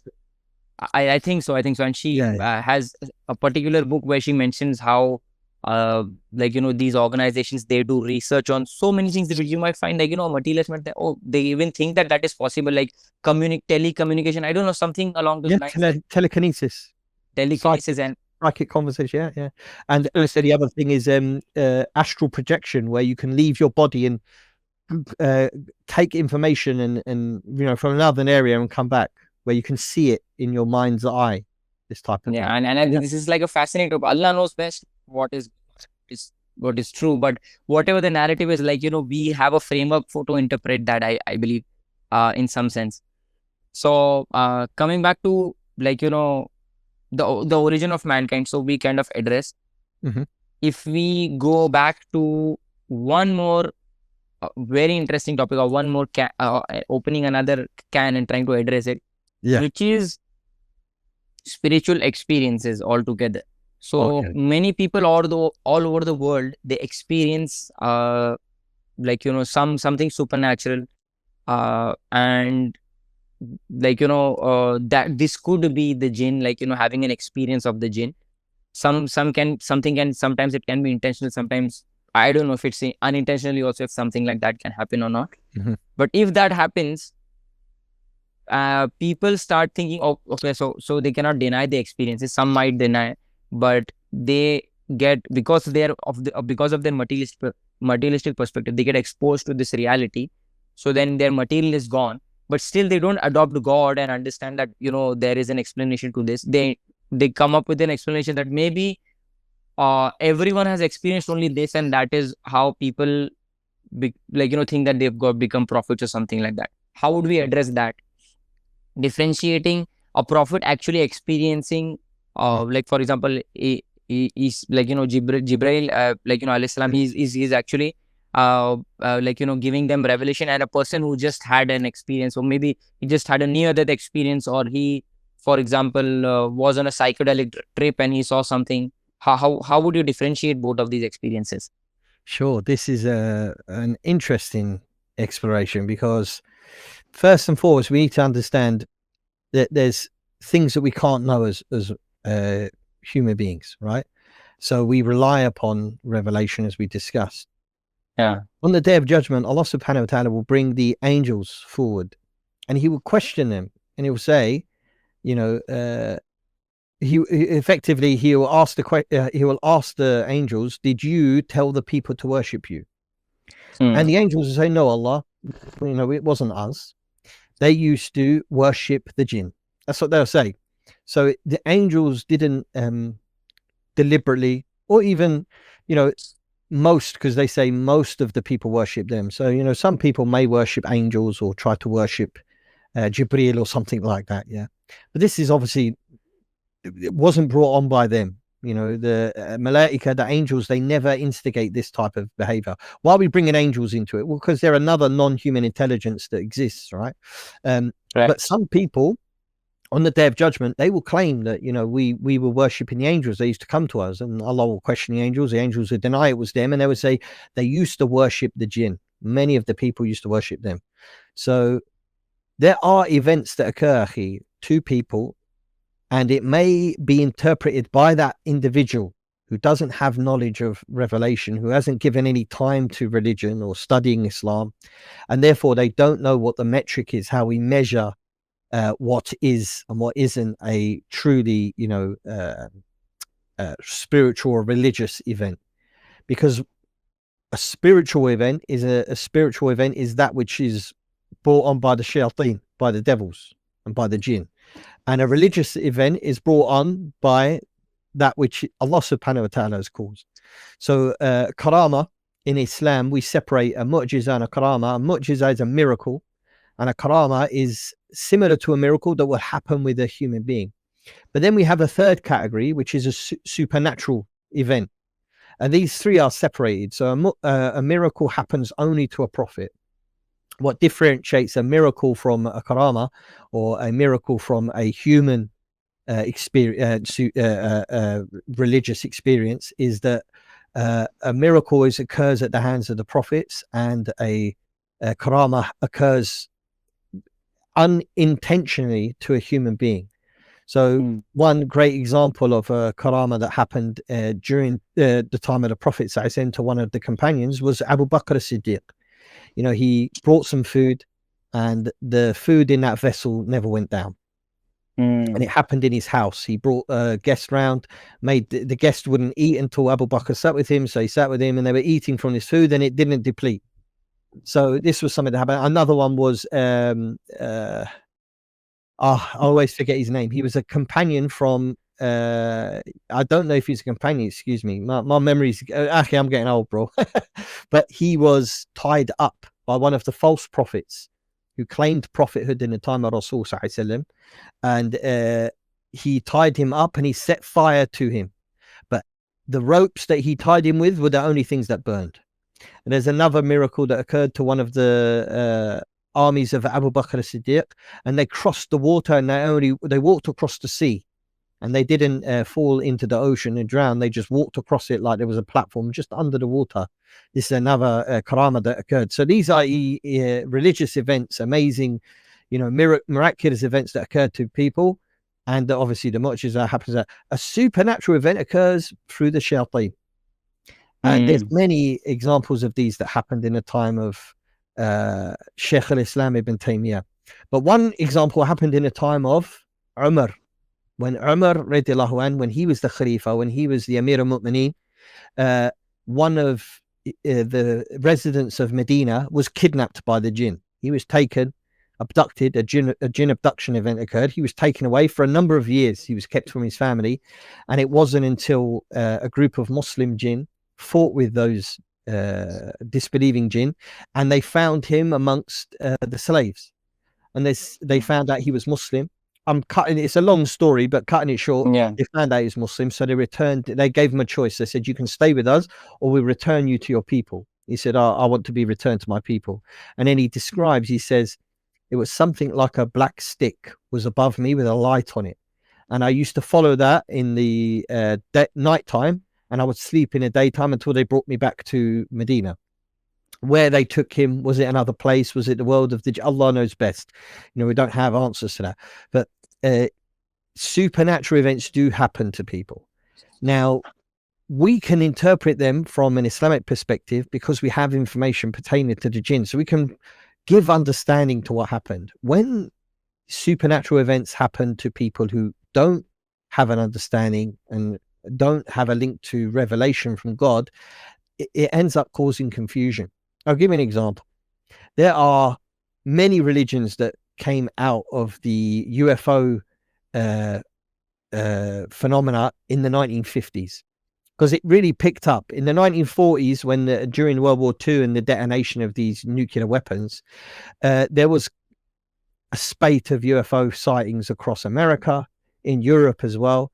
And Jacques Vallée, he's perhaps the leading authority on UFO academia. He's wrote many books on the topic, and he says that during that time there was so many events going on, and they died down and they came back. They kind of like have this effect where there's a concentrated time where they're around, and then for a number of years they'll disappear. So during that concentrated period in the 1950s, where there was a lot of sightings going on, loads of religions popped up, and people had connections with what they regarded as ET or extraterrestrials contacting them psychically. One famous example is a man called Uri Geller. Uri Geller, he's a Israeli mystic, if you want to call him that. Yeah, he claims to have psychic capabilities. He claims to be able to remote view things, meaning he can see things like he's sitting here, but he says he can see what's going on in another room. And they test people with these capabilities. The Americans have been well known to do this. They have different projects that they've been involved with that have investigated these capabilities that some people claim to have. And so people like him said that he was contacted by an ET called Ashtar. In one example, there was quite a few people who claimed to be in contact with Ashtar back in the 50s and 60s. He claimed to have been abducted by them, and that he was given some psychic capabilities by them, and so on and so forth. But what's fascinating, Akhi, is if you look and read the books, some of the books by Shaykh al-Islam ibn Taymiyyah, there's one book called The Friends of Allah, The Friends of Shaitan. And in that book, he does describe that some people had these similar capabilities in his time. For example, there was a Sufi master who claimed that, when he would look at the birds in the sky, he would be able to control them with his mind. He would have some sort of control over the birds flying around, and he could see what they see. There was another example of a man who was given a small little object by the shayateen, and he could see things through this object. kind of like a smartphone. He describes it as a smooth, shiny glass object over a liquid, and he could see into that object, and the jinn would show him things that are going on. These would be classed as supernatural in that time. There were people who were carried around by the shayateen in the time of Shaykh al-Islam. There were famous examples of people who would fly in Damascus. There was one man who used to fly on a donkey to Hajj. He would go Hajj on a flying donkey. But Shaykh al-Islam attributes all of this to jinn phenomena. He would attribute it to the jinn phenomena. Today, we have similar claims. There are some people who claim to be present in multiple places. There are some people who claim to be able to remotely view. One could say that and explain it as, you know, the jinn putting information in the mind or whispering the answers to them. I mean, only Allah knows exactly how it's operating. But the point being is these events lead to people to thinking, to self-amazement, number one.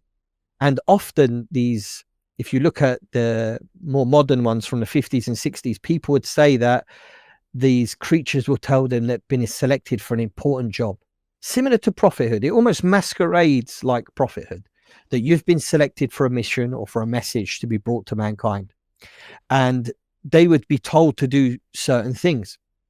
I'll give you an example.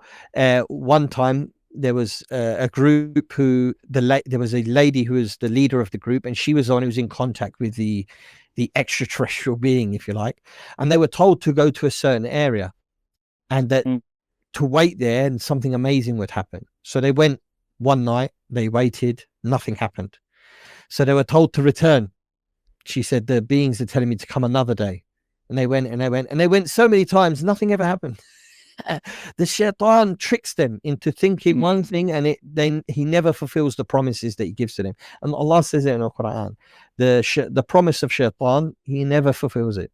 He promises them many things, and this is the result of these mystical or strange anomalous phenomena that happen to people.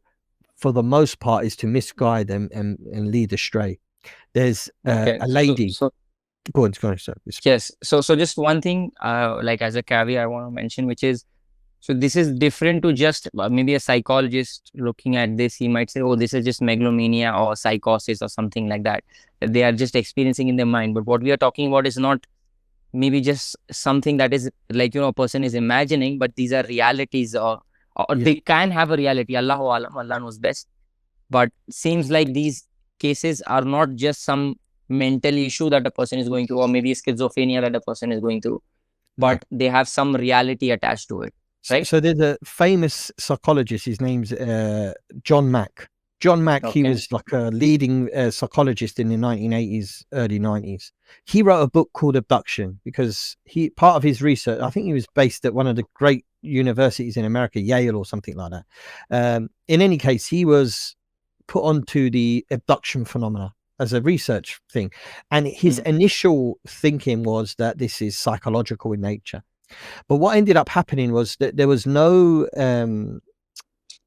evidence to suggest that each individual had the same psychological profiling that would suggest that, oh, he's susceptible to these fantastic ideas. There were professionals, there were people who were sports people, there were, you know, professional businessmen and women and so on and so forth from all different walks of life and all different backgrounds. But they all claim to have the same events where they would be abducted, taken on a craft. I mean, we have it on the authority of the Prophet Muhammad, I said him that the shayateen and jinn, they abduct people. We know this happens. But they don't have this understand. So they approach it from, like you said, a scientific view. So it's what we are at this point way beyond these type of events being something which is psychological in nature. It's well established that people have been experiencing this phenomena for centuries. It's not a new thing. It's just in today's day and age, like back in the day, it used to be the gods are visiting, the chariots in the sky, and so on and so forth. The modern day interpretation is of a technological being. We have to remember that the shaitan, he is very wise and has been misguiding mankind for a very long time. And he thinks and believes that he's better than us. So if you look at what he did to Adam, our father.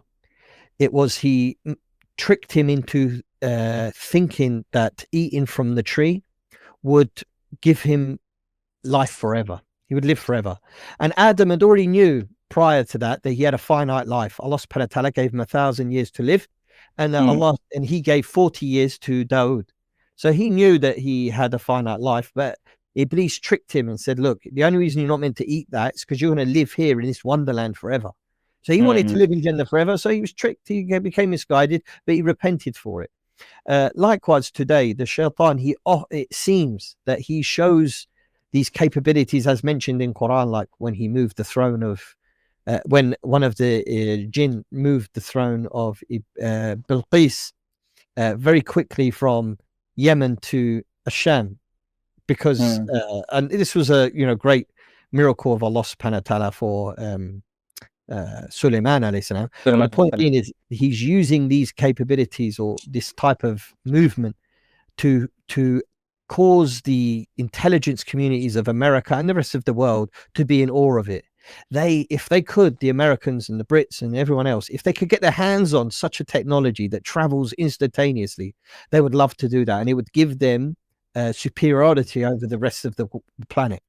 Everyone would be afraid of. I mean, imagine dropping a nuclear payload instantly anywhere you want at any time. This would give people. So the shaitan is showing this capability and coiling them towards his way. And this is exactly how shaitan operates. And he does it with individuals. So some people, they think that they're special and that they've been selected as some sort of messenger for these creatures. And he always abandons them. And the second thing is that he's doing it to the intelligence and the elites of the world to bring them towards a way of a devilish way and away from religion. Last thing I want to you were mentioning an example. Part of the rumors that come out is that according to some people, the reason why these ETs haven't given us this capability, this technology, is because allegedly we are too primitive and we hold on to religion. And if a religious group was to get hold of these weapons, it could cause problems. So what they've said is we effectively need to be kuffar before they will hand it over. And that mankind isn't quite ready for such powerful technology because we're too primitive with these primitive beliefs. Whether it's true or not that this is what's being said, if we look at it in essence, if it's the shaitan and these things are really happening, he's basically saying you need to be kuffar before I give you this thing, just to misguide, as is the promise of Allah in the Quran. The shaitan, he wants you to be a disbeliever, and and then they're never going to be satisfied until you are. Subhanallah. Yeah, so that was a very interesting point, the last point that you mentioned. So you were giving an example of a girl, and sorry that I had to interject. I was going to say that right now there's a man in America. He's been investigated by the intelligence community. He does have anomalous events occurring in and around his house. And he describes it as a lady. A lady comes to him. And in the Quran, Allah subhanahu wa ta'ala tells us that they worship these false female deities. But in actual fact, it's a rebellious shaitan. Shaitan comes in the form of a woman. Allah knows best. We could discuss the wisdoms why you would trick mankind by coming in the form of a woman. But Allah says it. So this individual in America, he's been in contact with this woman, and he's had a number of anomalous events, and she's been giving him information about events to come, predictions of events in the future. And he became so important that at one point he was invited by Barack Obama to the White House, and he did. He went there, and he discussed some of the information that the lady gave him, as he calls it. These type of events, whether people believe they're happening or not, this individual has proof and evidence that he's been to the White House. He has proof and evidence that he has been investigated by secret branches of the American government. And what he has to say was obviously important at that time because they investigated him and they knew that these craft were visiting his home because they're monitoring the skies. So he didn't reach out to them. They reached out to him. They came to him and said, look, we know that these things are visiting your home, and we wanted to know what it is about you that these craft keep flying to your house. We want to understand it. This opens up what's the right word? What's the right way of saying it? This opens up a door of interpretation that is easy to become misguided, and that's exactly what happened to this individual. This individual now, because what happens is when these strange events happen to people, they want to have more of them. But the problem is the shaitan, he's not out to help anybody, and he's not out to make you special. He wants to humiliate, and he will abandon. And this is effectively what's happened. This person was important for a little period of time, and now he no longer has the following and the importance that he did amongst the intelligence community. Right. Point being is that having these strange events occur, people interpret them according to what the being is telling them. And unfortunately, kind of like the microbial world is to us, we're so inept at being able to understand these creatures because they live in a place outside of our own interpretation. We can't see them. We don't know where they're coming from exactly. So we are in a position where we are completely and utterly reliant upon them to understand them, if you do so outside of revelation. And that's why so many people who have strange and anomalous events interpret it according to the event itself. So if the creature says, or the woman says that, I'm from a different creature that used to visit this planet thousands of years ago, much like what this gentleman said, and that I am like Jesus and I'm like the prophets. I'm from the same group of people of them, and we're here to warn you that an impending war is coming, for example. So immediately it's associated itself with prophethood, and immediately it's associated itself that it's visiting from another place, and that you're special and we're giving you special information. Most people are going to accept that as truth, right? And they're not going to look to other religions because it's already said, I'm from that group where your religion's originated. Right. So don't worry about what they've said. I'm coming to you with a new message. And they always say as well that the messages of before have been corrupted. This is something you'll see time and time again when researching this topic, is that there's a claim that the previous religions have become corrupted, and that this new one that's going to come soon, this new idea, this new explanation that's going to come soon pertaining to ufology and UAP is going to be the correct one. This is what we hear, brother. Yeah. And what I can imagine from that scenario is, for example, I generally deal with people who are materialists, and I kind of understand generally how they function to some extent. So if a materialist sees something supernatural, they're going to be so fascinated by that then anything that, because it destroys their whole perception of the world, anything that is being fed to them, they might just accept at face value because they have no interpretation, they have no way to make sense of that reality. And because they are materialists, and they've always been taught to look at the world from just atoms and molecule perspective, and then they see something like maybe, for example, a supernatural experience, they might think that, maybe all of that was wrong. And then they might just accept it as face value. But for example, a Muslim has the right tools to interpret those experiences in some sense. So, and then there's one thing very interesting about one of your discussion, because we are short for time and we won't be able to open the whole topic in detail. You had a discussion with Brother Imran on his channel on how to differentiate these experiences from what from what a prophet experiences and from what these people experience. And I have like a summary if you want, in 12 points I kind of noted, and you can let me know if you want to address any one of them or if you want to expand on them. Sure, go for it, bro. So you mentioned that, firstly, the source of experience. So like it's like a difference between kind of a thing. Prophets, their experience are divine in origin, directly from Allah subhanahu wa ta'ala, ensuring trust, guidance and consistency across revelations. Whereas general people or these jinn experiences, jinn interaction often lead to deception, misguidance and confusion, aiming to divert individuals from worship. 100%. So Tawheed is the first rubric, if you like, because every single prophet, without doubt, Even if you look at the Bible and don't take the interpretation that Paul gives it, Jesus himself, and all the way back, every single prophet said that your Lord is one God. These things have never been, I've never come across on all the different people who've claimed to have experiences. Not a single time has there been an encouragement to their belief in one God alone that deserves worshipped. The second was the core message, which is kind of similar to what you just mentioned. Prophets universally call to Tawheed, oneness of God, and sincere worship to Him alone. The message is open, consistent, and timeless, prioritizing the well-being of guidance of humanity. Whereas general people and these slash Jinn, they experience, the message often involves polytheism, self-aggrandization. I can't pronounce that word. And then rebellion against divine laws. Jinn interactions lead to egocentrism, claim of being special and chosen, and idolatry. 100%. Yeah. Some of these words, I can't pronounce them. No, you're all right. You're doing well, Akhi. Don't worry about Yeah. So the third thing was transparency and accessibility. Prophets, for prophets, the call of prophets is often public and accessible to all, invites rational reflection and spiritual growth.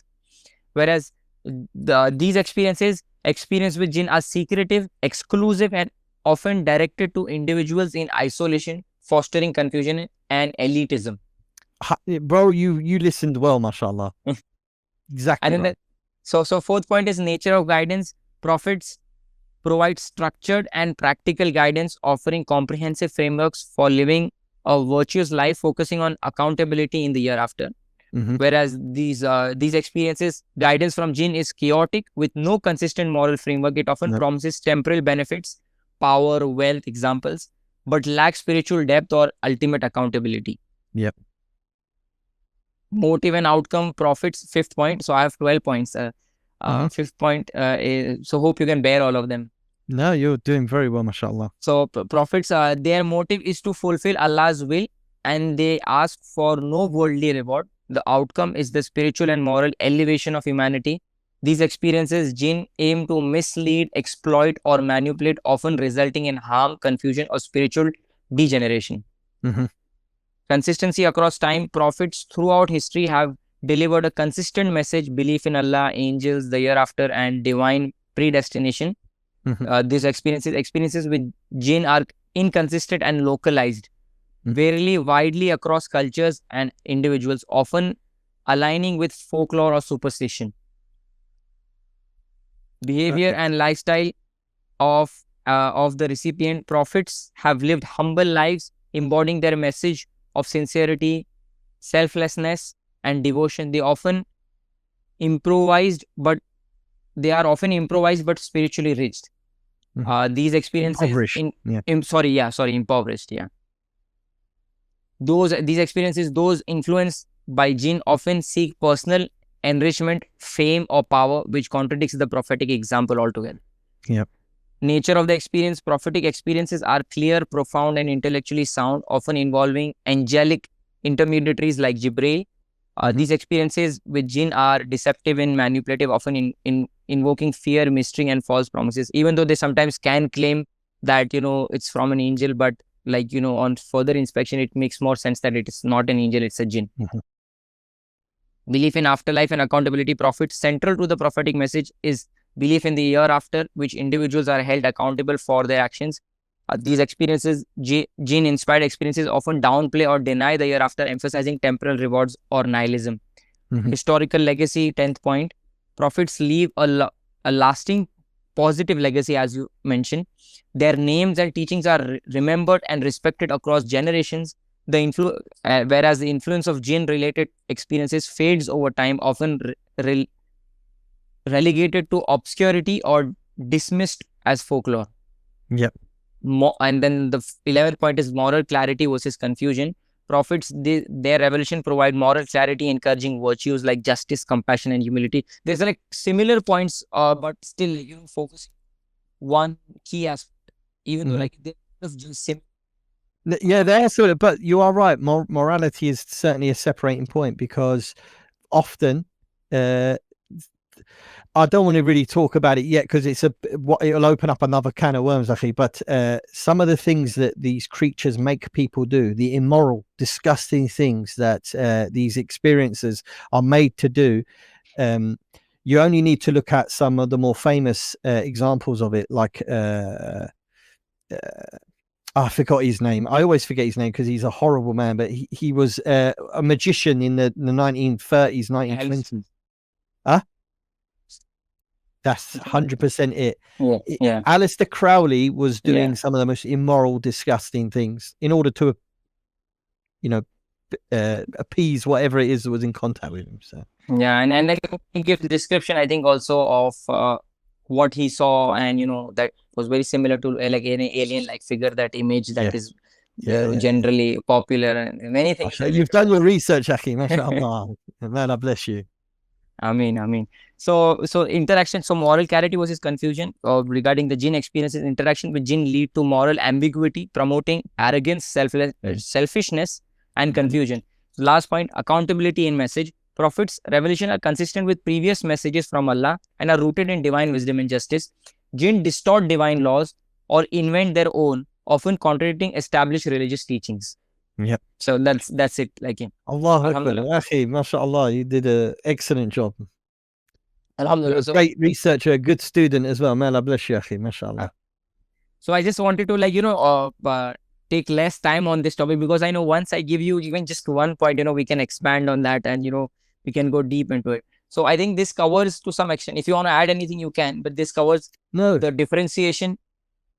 I think you absolutely nailed it on point. And just to summarize our discussion,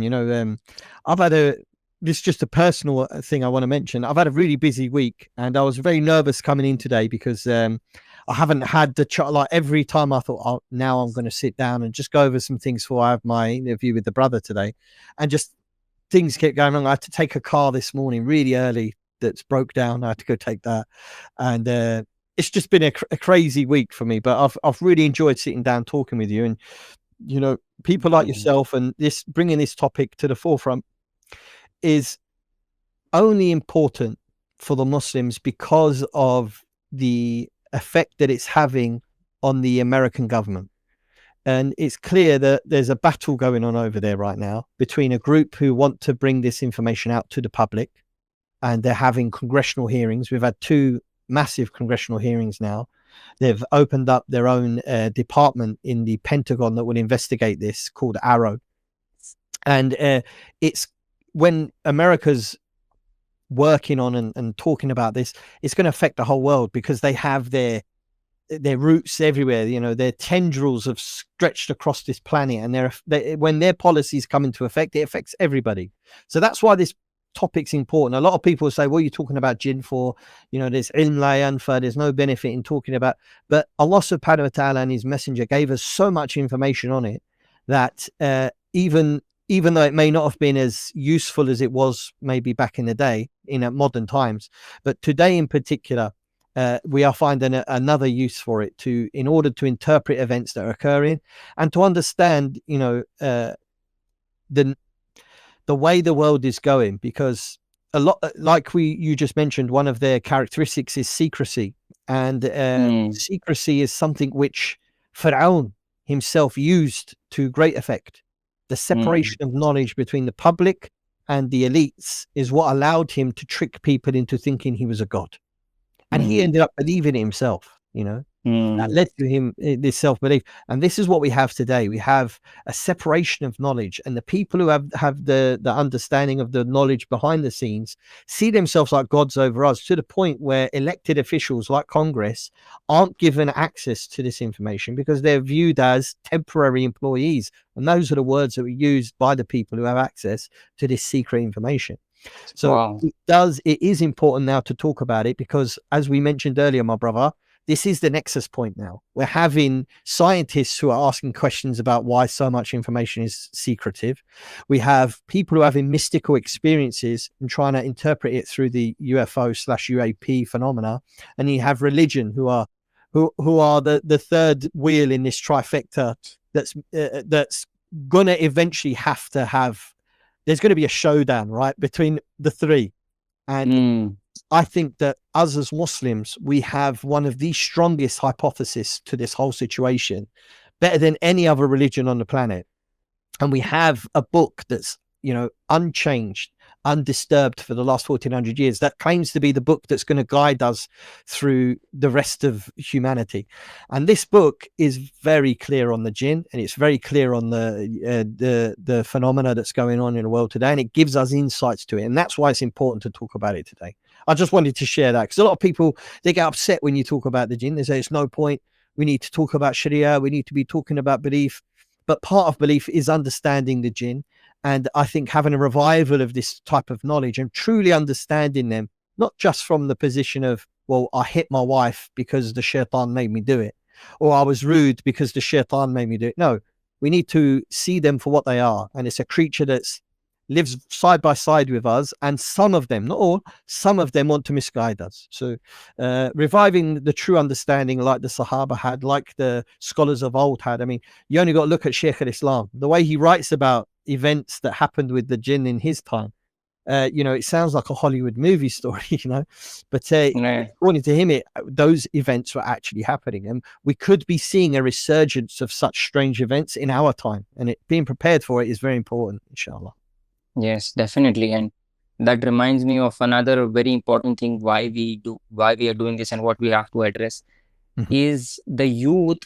So because I have my work is dealing with some of the youths, and youths are very curious, of course, as we mentioned, that human beings are curious, and because they go on to different random websites, they watch random videos on YouTube, and it is misleading them to some extent, where they look at, for example, an occult practice, and something like very common, which is like this affirmation beliefs or this kind of law, and they start doing all of this without realizing that this is directly in conflict with Islam, and they get involved in these things without actually knowing. So I have received so many questions from our brothers, like why something like astral, like not so many but a few, of what is astral projection, is there something related, something similar in Islam or something like that. And then they look at this website, they find this to be very interesting, and they try some, they are curious to try something like that. So I think that is also what we have to mention here.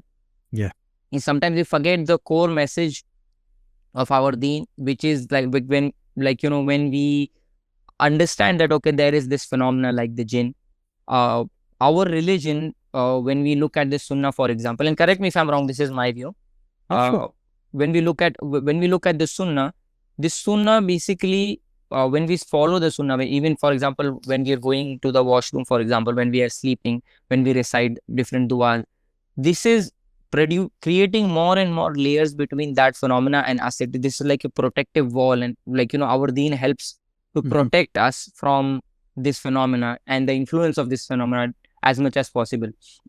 Whereas all of these other practices and this confusion, this is what I feel like. This is more like trying to bridge the gap and trying to get as close as possible to this phenomena. And when Muslims, for example, when we do zikr, for example, that is sort of a protection, and all of these du'as, following the sunnah, being consistent with the sunnah, is going to eventually help us and keep us on the guided track. And 100%. Not following the sunnah, not doing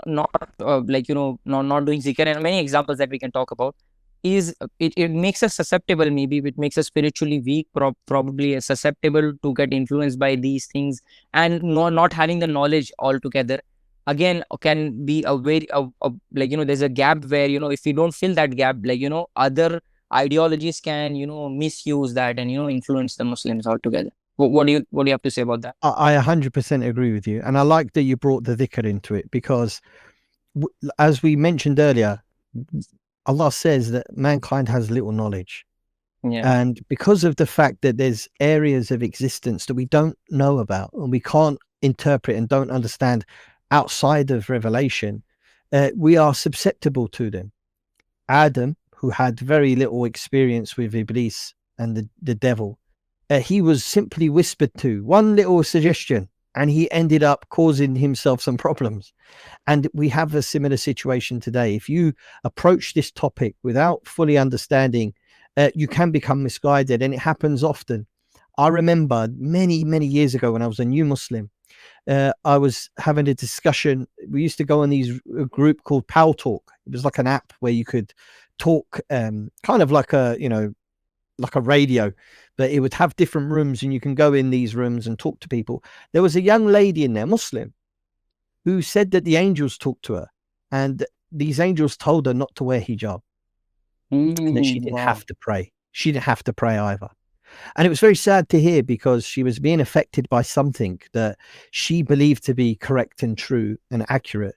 And she didn't believe that the Quran and the Sunnah was obligatory upon her because of her position. She'd been selected to be special and she didn't have to do it. People who are trying to obtain wealth of this world, they desperately want to be rich. They desperately want to try and fill that gap that Jannah has left in our hearts, right? The feeling of wanting will never go away until we die.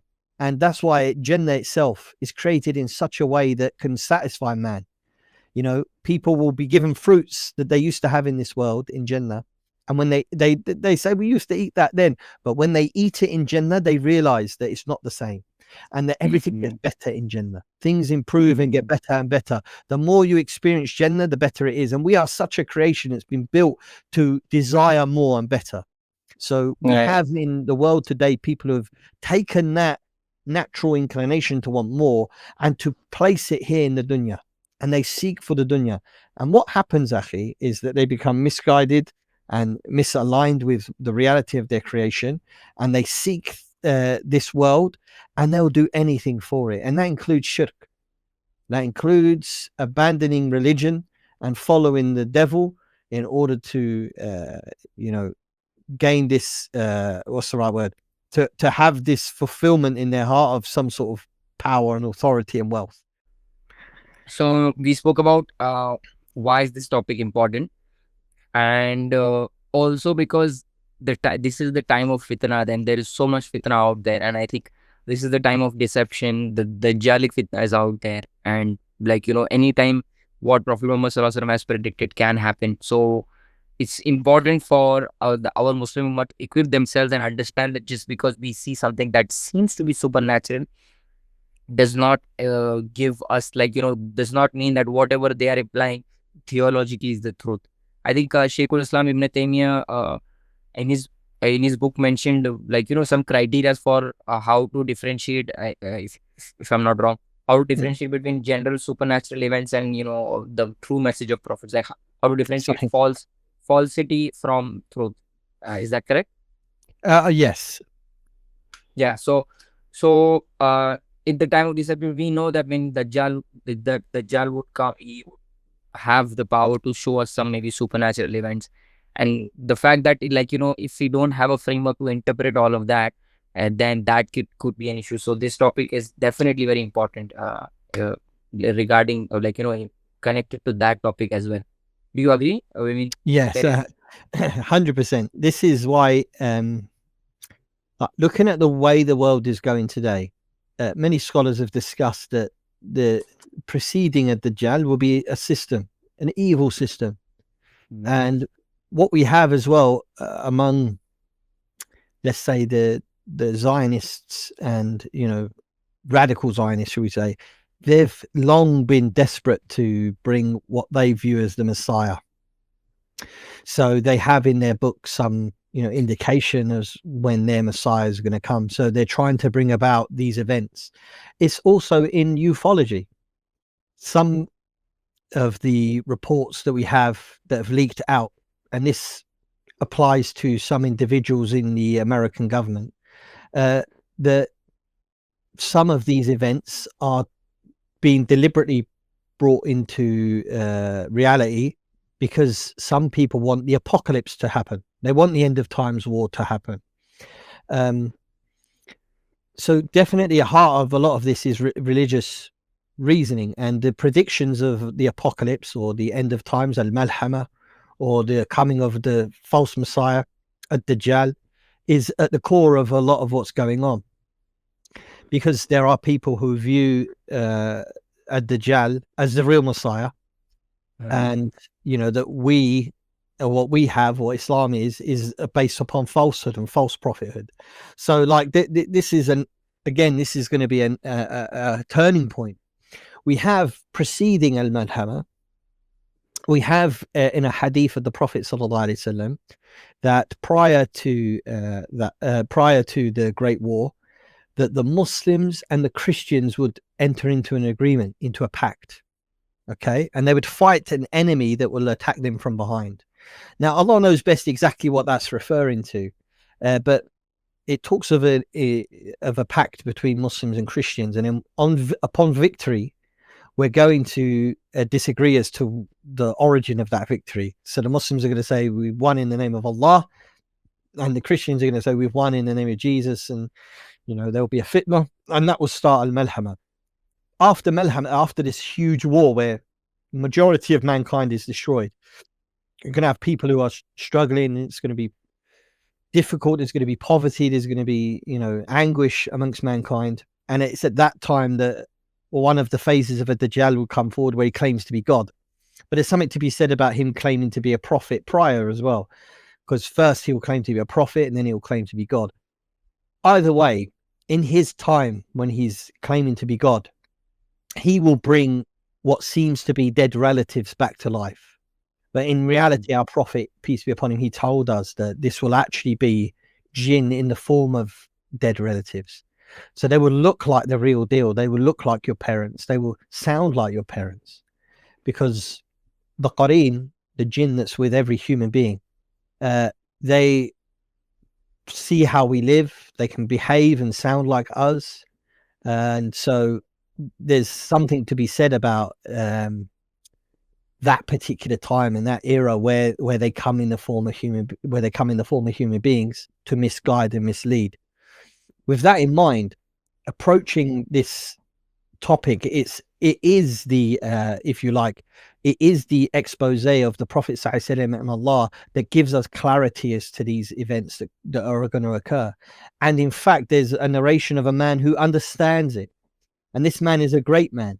He's from Medina, but he knows that a Dajjal came to the outskirts of Medina, and he goes out to see him, and Allah subhanahu wa ta'ala protects him. Dajjal tries to kill him, Allah protects him. There's two different narrations exactly how that happens, whether his neck turns to iron or copper, but either way he survives, and Allah subhanahu wa ta'ala is unable to kill him. And the point being is that these are events of absolutely mind-boggling. A false prophet doing what seems to be miracles, they're not, they're supernatural, and Allah gives that capability to the Dajjal. This is going to be such a difficult fitna that a lot of people can't really comprehend it.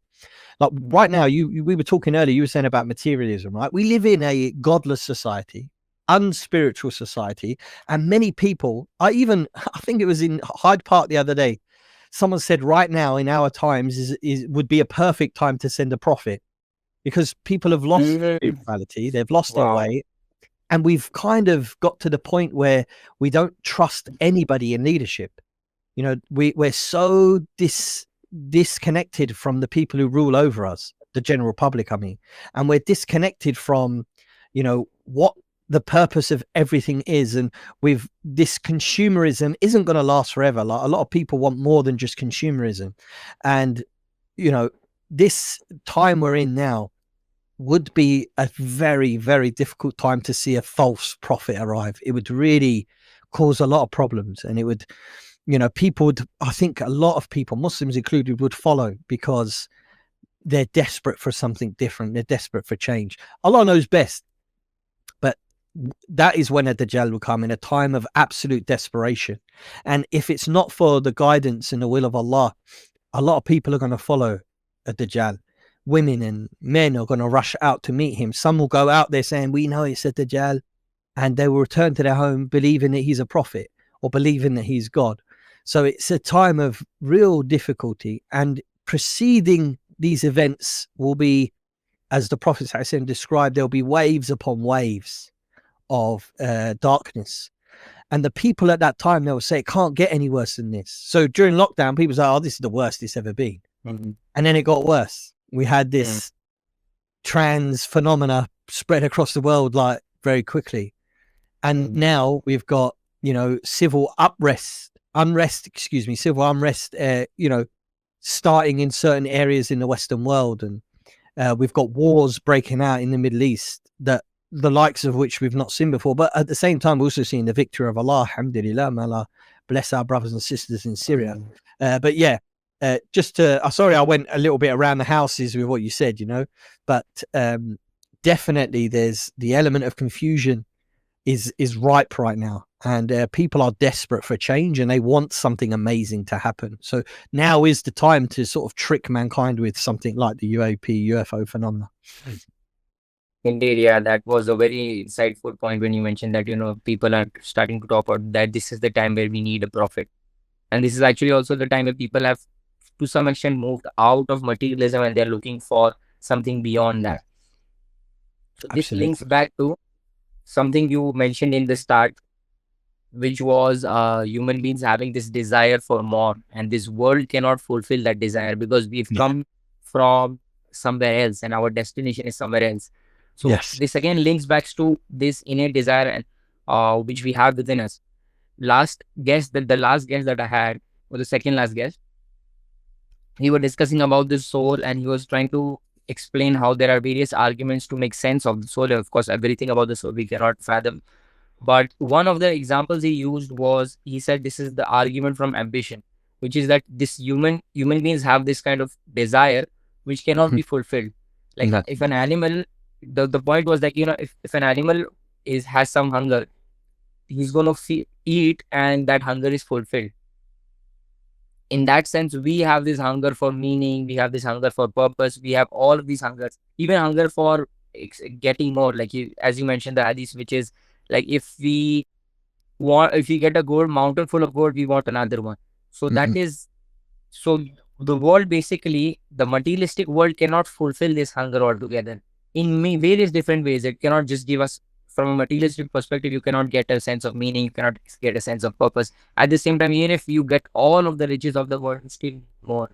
So that is of course one argument for the soul, but it also makes sense why human beings are different and our destination is, because this world cannot fulfill the desire. Maybe the desire. Yeah, absolutely. Yeah. So And that goes with punishment as well. Nothing like the evil that people do, there's nothing on this world that you could really bring to equivalently punish them for the real evil that they've done. One of the scholars, he said that when he was younger and he was studying, he was pondering over the idea that how comes when somebody is evil or sinful for 60 years, they end up getting punished forever.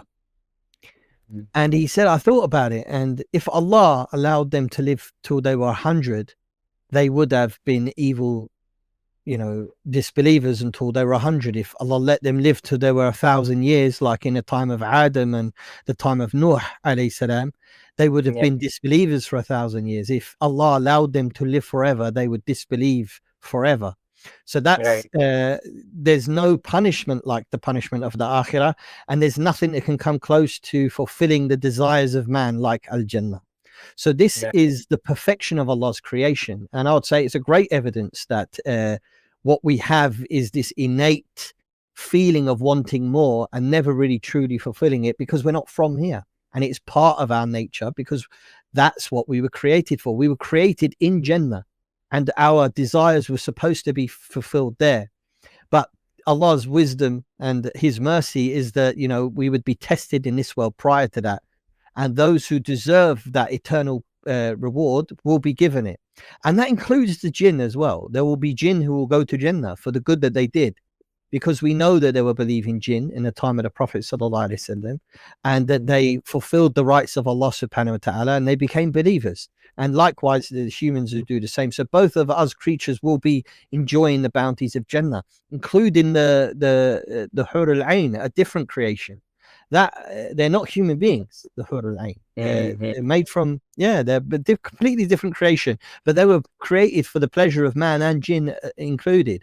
So this is definitely, I think, a strong evidence, and in preparation for the times that are coming, that we're all going to face, right? These difficult times and these godless societies, is holding on to the religion like holding on to a hot coal becomes more important, because the ease of which, like when you live in an Islamic society, you're surrounded by Muslims and nobody's, everybody's worshiping Allah. It's much easier to be a strong believer than in a time of darkness and difficulty like today, where everybody's fighting for the same shares of this planet, where the elites can control every aspect of our life almost.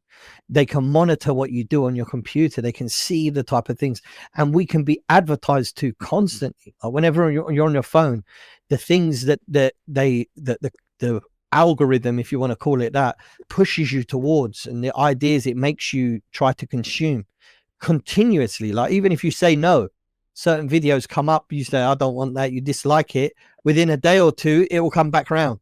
Why? Because it's pushing everybody towards the same ideology, the same understanding, the same thinking, and it really colors the development of humans.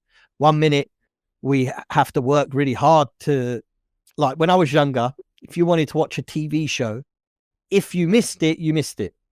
There's no way of going online and watching the show again, right? You had to be there on time, so you had to have a lot more discipline to enjoy the things you wanted to enjoy. If you wanted to meet up with your friends, you'd have to plan it either at school or call them on the home phone. And if they didn't answer, you wouldn't know. There was no way to get hold of your friend, right? But nowadays, we're so interlinked and so intercommunicated that we all become very similar. And we're pushed with the same ideas. And this is a threat to Iman. This is a threat to Iman. Why? Because every day you're battling to stay strong and do your prayers and all. But for the people who are alone, the people who aren't around Muslims, for the people who aren't Islamically minded, so to speak, the weaker sheep amongst the flock, they're targets for the shaitan.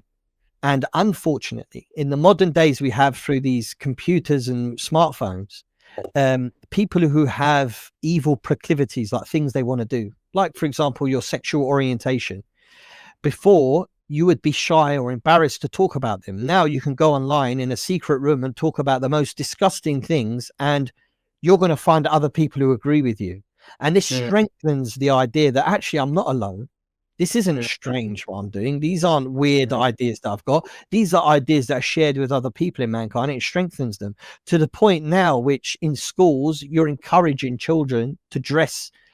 If they want to dress as a girl, they should be able to dress as a girl. If they want to think that they're a woman, they should be able to think they're a woman, and we should treat them as such. And that's the level of psychological trauma that's been caused by these type of devices. I know I went around again a little bit, but bringing it back, this is exactly what Shaitan promised.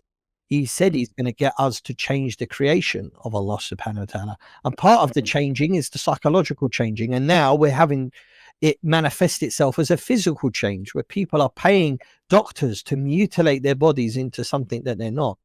This is another precursor towards the end of times, where the ways of the devil are becoming much more apparent and obvious, where entertainment industries are fraught with people who are involved in the occult, where they make videos where they're essentially worshipping the devil in the videos. And music is long been accused of being a tool of the devil. We know it is from an Islamic perspective, but for the rest of the people, they're only just finding this out now. There's videos online where people are exposing how it's a devilish and satanic industry, same as Hollywood. It's long been accused of being a devilish and satanic industry. And these are the industries that shape the minds of the people today. You're not popular unless you're wearing the latest gear. You're not popular unless you're in contact with, the people who've been selected as representatives for the entertainment industry. So us as Muslims, we're more and more becoming strangers. It's getting harder and harder to hold on to Islam. And the reward of holding on is so great. And it's the only thing that can really fulfill our desires.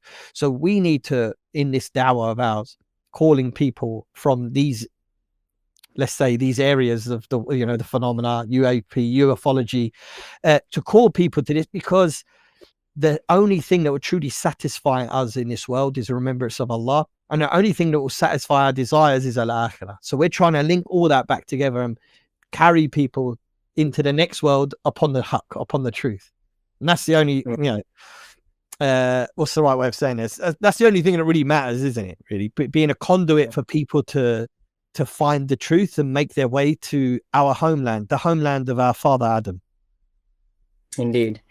And just one thing you mentioned about Hollywood, so correct me if I'm wrong, or something which I got to know, that the person who came up with the whole idea of Hollywood, or who birthed the Hollywood altogether, was a student of Aleister Crowley. Is that correct?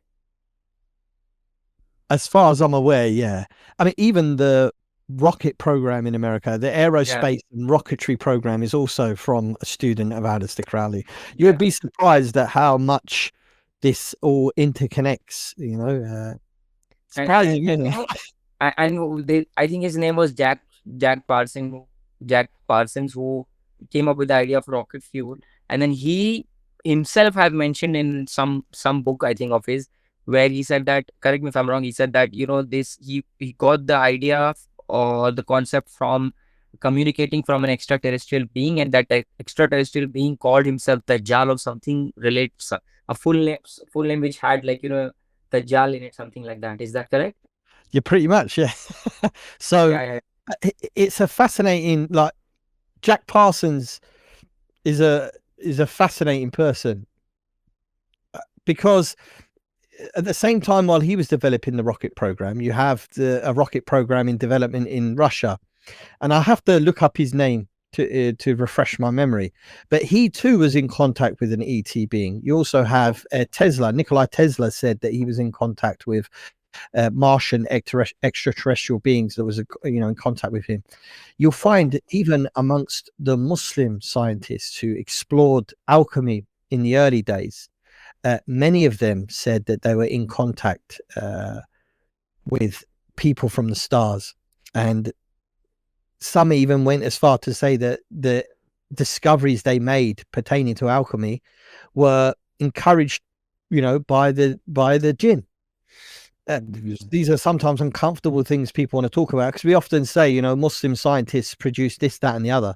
But when you look at it on at face value, it sounds great. But when we delve into it from an Islamic perspective of Tawheed, and you'll find that some discoveries were pushed that way. Like Sheikh al-Islam, he mentions that one of these alchemists, he said that inside the plant that he was working on, a voice would emanate, and it would talk to him, and the plant would tell him of the beneficial properties inside it, and then the methodology of how to extract that compound to make use of it. And Sheikh al-Islam, he said that this is nothing but the jinn. This is the devil inside the plant that would do that to encourage mankind down that route. These type of Parsons and so on and so forth, the names that they give, maybe it does sound like a Dajjal in part of the name, but this is clearly an outside influence. There's a man in the American government today who's part of NASA, and he's a multi-millionaire. He goes in. It's written in a book by a lady called Diana Pasulka, and her book is called American Cosmic. And in that book, she talks about this guy she meets. It's not a novel. It's just it's a book of truth, or a science book. And she said that she was invited by this gentleman. She calls him Tyler Durden from the Fight Club movie, but his real name is called Timothy Taylor, or Tim Taylor. And this guy, he was part of NASA, and he was part of the Challenger launch in the 1980s, right? That rocket that was going to challenge the creation of Allah subhanahu wa ta'ala, that ended up getting destroyed, and Allah is the only power. So he was part of the rocket program in NASA. He's part of NASA, but what he described is he would receive downloads. He said he would receive information from outside, and we see them as jinn, right? But he called them ultra terrestrials. So these beings would provide for him information about science, and he invented and developed many technologies, both biomedical and space-based technologies, which he's made multiple hundreds of millions of pounds, and he has businesses.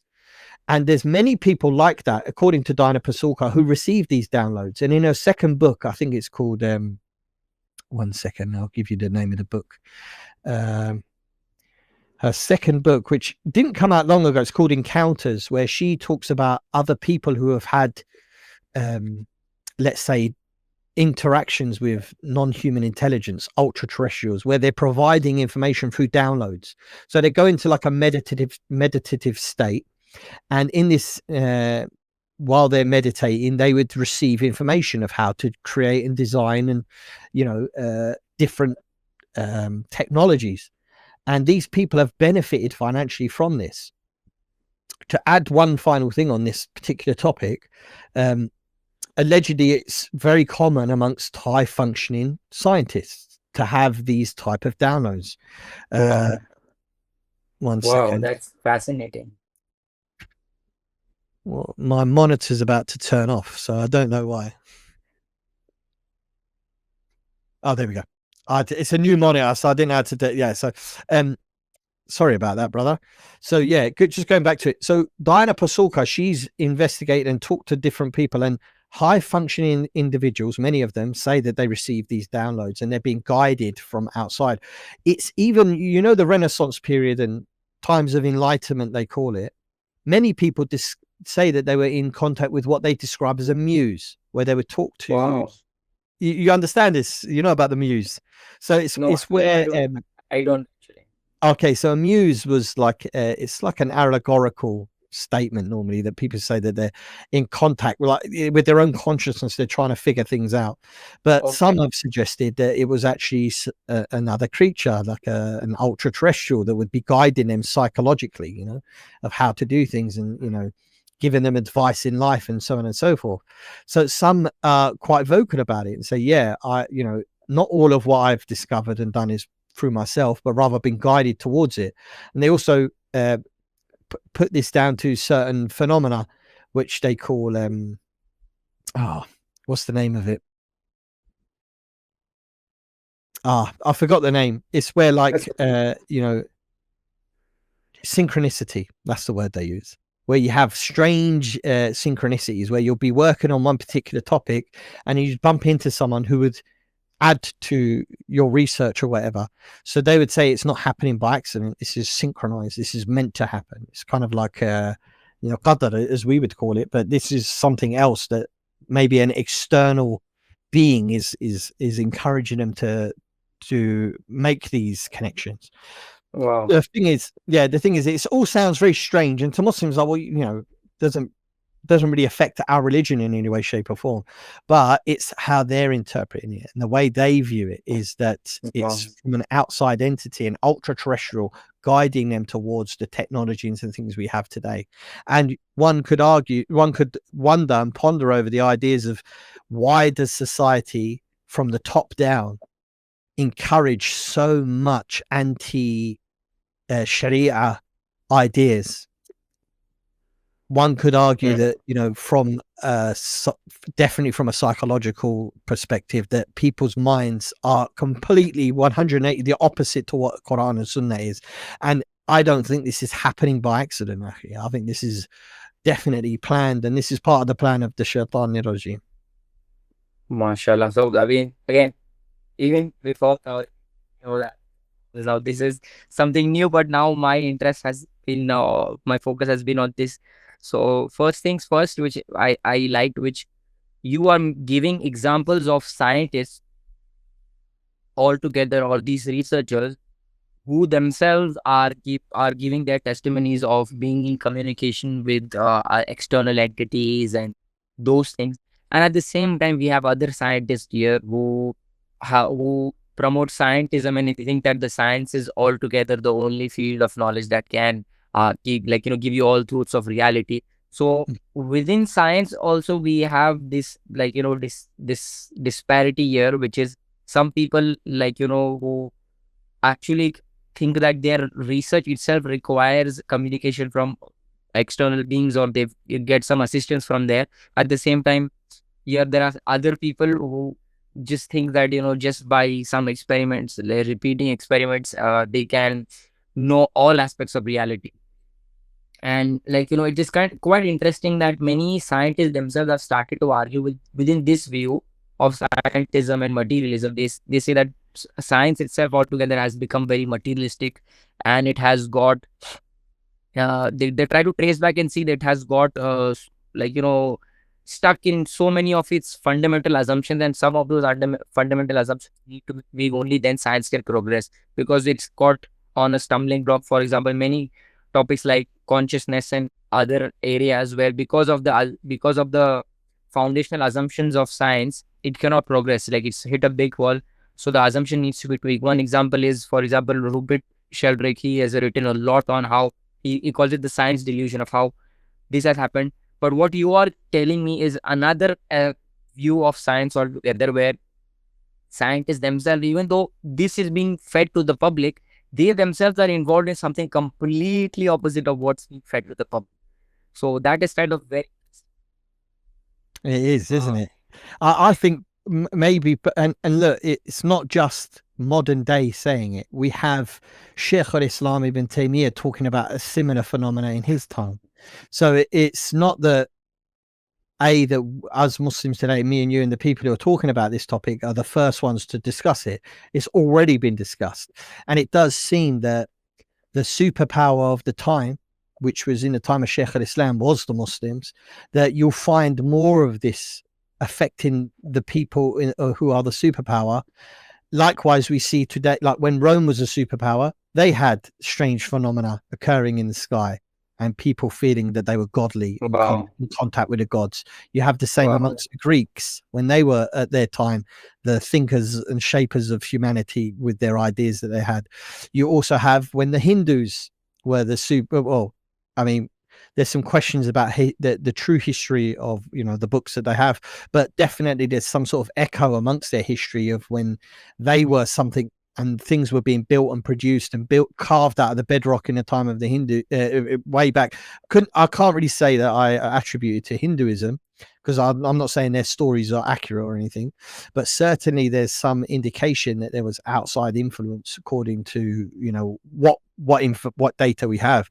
The point being is today the superpower is America and Britain, particularly in America though, and we have people saying the same thing, that they're being influenced from an outside entity.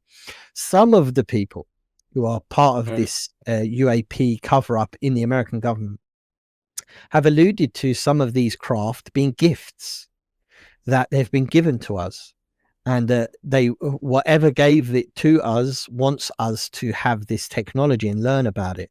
So yeah, and that was by the way, our beautiful brother Imran who made that connection, that throughout time it seems that the shayateen have always approached in a way to, like when the Muslims were researching the early development of science in the way that we understand it today, like the alchemists and so on and so forth, that they were guided on that path from external influence. And today we have technology being the thing that's most respected, and then we have this odd technology that has these observable capabilities where they can disappear, reappear in another spot. They travel instantaneously. They don't seem to have a natural propulsion system like we do, where we use an engine to propel ourselves and an accelerant in that engine to make us go forward, and an exhaust system. These technologies don't seem to exhibit these things. So it kind of like the carrot methodology, dangle it over there to lead us in a certain direction. And this is what this is indicative of.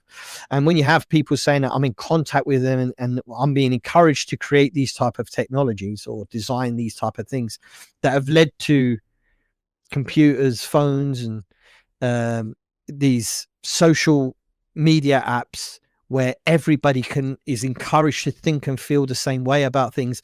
This is why Islam's under attack. Like, there's people who have never met a Muslim who hate us because women cover up, for example. Oh, you make women cover up. We don't. Allah subhanahu wa ta'ala said to the believing women to cover yourselves up. Yeah, that's what happened. Allah commanded it. But people hate, and why? Because of this. There's people who have never interacted with a Muslim and they end up disliking us. They're a problem on the planet. You've never even met a Muslim. You think we're a problem, bizarre, but this is the results of, you know, these devices. So yeah, it's a fascinating way to look at it, because on the whole, science is kind of like, you know, like a snake sheds its skin. It's kind of going through a shedding moment, it seems. That the old ways, as you mentioned, the more like traditional scientific, atheistic thing, isn't working anymore. And you've got new thinkers like, let's say Eric Weinstein, we mentioned, but also there's Jesse Michaels as well, and other people who are now trying to approach science from a different perspective, in including these anomalous things in science like the UFO phenomena, and reinterpreting things from that perspective, so that we have this sort of almost metaphysical element to science now. And I think that's what's going to happen. The old guys who were the old hat, they're all getting old and passing on, and the new generation are much more open to new ideas. And AI has made a huge difference on the way things are understood as well. So definitely a much more new age slash what's the right word? Fantastical interpretation of science seems to be what's on the horizon. That was quite interesting. And, you know, just going back to one topic, you know, one point came to my mind, which I never thought of, which is when we were mentioning how people go through different encounters prophets have, like, you know, where prophets have gone through some spiritual encounter, and generally these other encounters that people experience. So we gave 12 points of distinction. I think there's another point which we could have mentioned, which is what I've seen, and correct me if I'm wrong, is whenever someone has an interaction with, like, you know, jinn or something, and they give them some kind of message, and that message is like, you know, that needs to be given to humanity, and they always want to change something, change some previous norm, and it is always some kind of distortion of the fitrah. So prophets, when the prophets get a message, it always, and like, you know, it is nurturing the fitrah, and it is consistent with the human natural disposition. If the fitrah is the original natural disposition of the human being, prophets, their message is going to be in line with our fitrah. Whereas anything that, you know, these, like, you know, you'll have these kind of encounters, they will most of the time, what we see is there's some kind of pressure on changing the creation, as you mentioned. So that there's this kind of forces the fitrah to change. And, you know, now if we look at the whole world, and, you know, whoever is running the world and how it's going about, we see a constant pressure on human beings' fitrah. They want to change our fitrah, and, you know, our fitrah is always like, you know, in some sense, the whole societal norm that's set, it challenges our fitrah. It tries to change, it tries to corrupt our fitrah to some extent. I've been doing a lot of research on the fitrah, and now that I think about it, almost everything within society, it does try to corrupt our fitrah to some extent.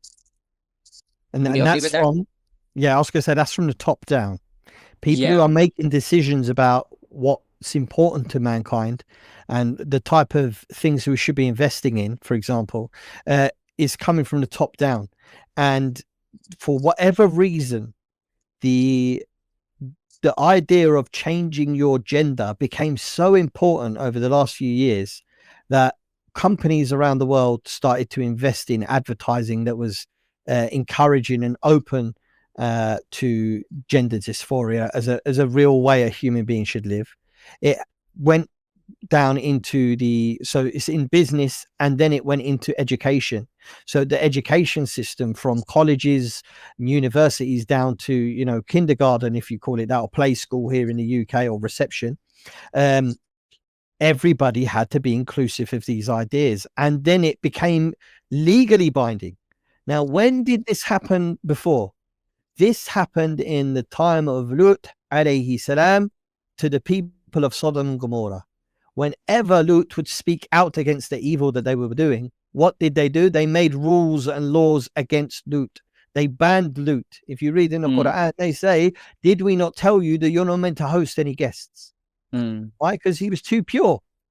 They banned the purity of Lut, and they made it forbidden, and they changed the law to stop the purity of Lut. And we have the same manifestation today to human beings, where they're banning fitrah, natural position, where they're banning the inclination of Islam, the Sharia, and the natural position of human beings, and they're making law, making it, encouraging in law absolute disbelief and kufr.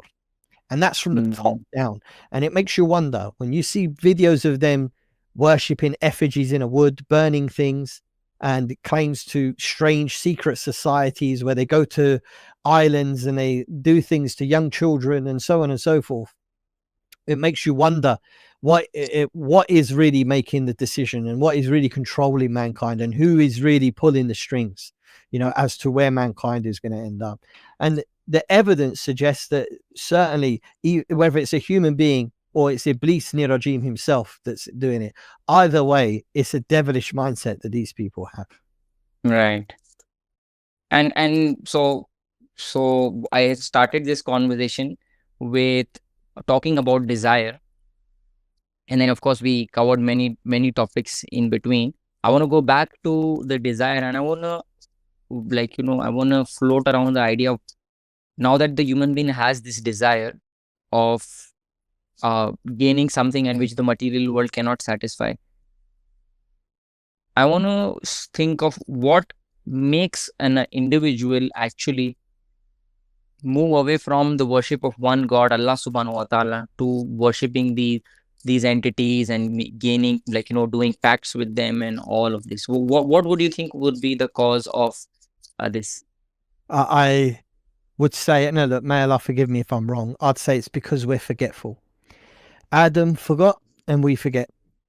I'll give you an example. In Surah Kahf, there's a story of Musa alayhi salam and Khidr. And Musa takes with him his young servant to help him, and his name, many of the scholars say it was Yusha bin Nun. Yusha bin Nun alayhi salam. So Yusha, Allah subhanahu wa ta'ala told Musa that, you will meet Khidr at the junction between the two seas where the fish goes into the water. So Yusha, he woke up at night when they were resting, and he did see an amazing thing happened. The fish got out of the basket that they were keeping for their lunch or breakfast, and this fish goes into the water. And Yusha saw it, but he forgot. Right. Iblis, or the devil, Shaitan, the next day when Yusha, where they stopped for lunch, Musa said, bring me the fish that we have for supper. And he said, Subhanallah, I forgot what happened. None but Shaitan made me forget. He put the forgetfulness on Shaitan. So Shaitan has some influence over our memory. That's why people who have these abduction experiences and strange experiences, many of them say, I forgot, I lost time. They call it a time event. Wow. Where they lose time. They say, I've forgotten, I was there, I was outside my house, and then the next thing I remember, I wake up in my bed at night, or something strange, or they'll go to bed at night and they'll wake up the next day and they're somewhere else, they're in their car, or they'll be in their car driving along and they'll lose their memory, and the next thing they remember, they say, I'm at my home and I don't know what happened. And they say, I saw a thing flying above me, it was a strange looking craft, and their memory disappears. The Shaitan has some sort of influence on the memory of Adam, or the children of Adam, number one. So I'd say number one is forgetfulness. This is definitely a part of it, because when Adam alayhi salam, he knew he wasn't meant to eat from the tree, but he was offered something so profound and great as to live forever in the pleasures of Jannah, that he forgot for that moment that he wasn't meant to eat from it. And he trusted what the Shaitan said, and he ate from the tree, and we know what happened.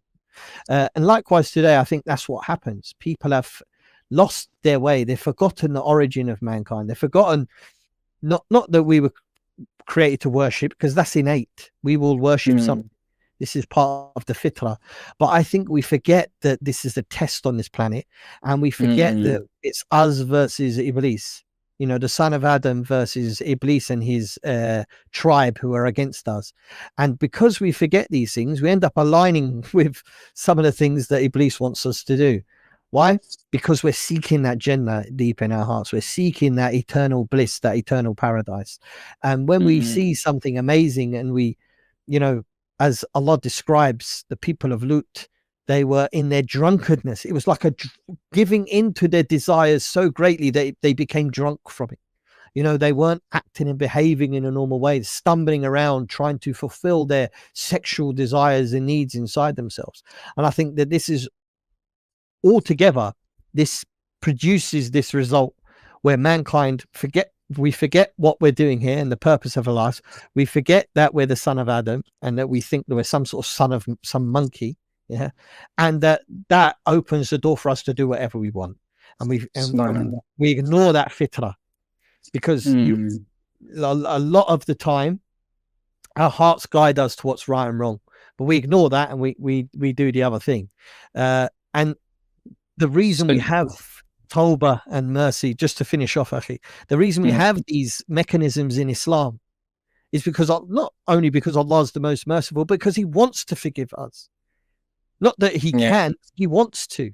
Not just he wants to. So he's encouraged, when you slip, O son of Adam, turn back to me.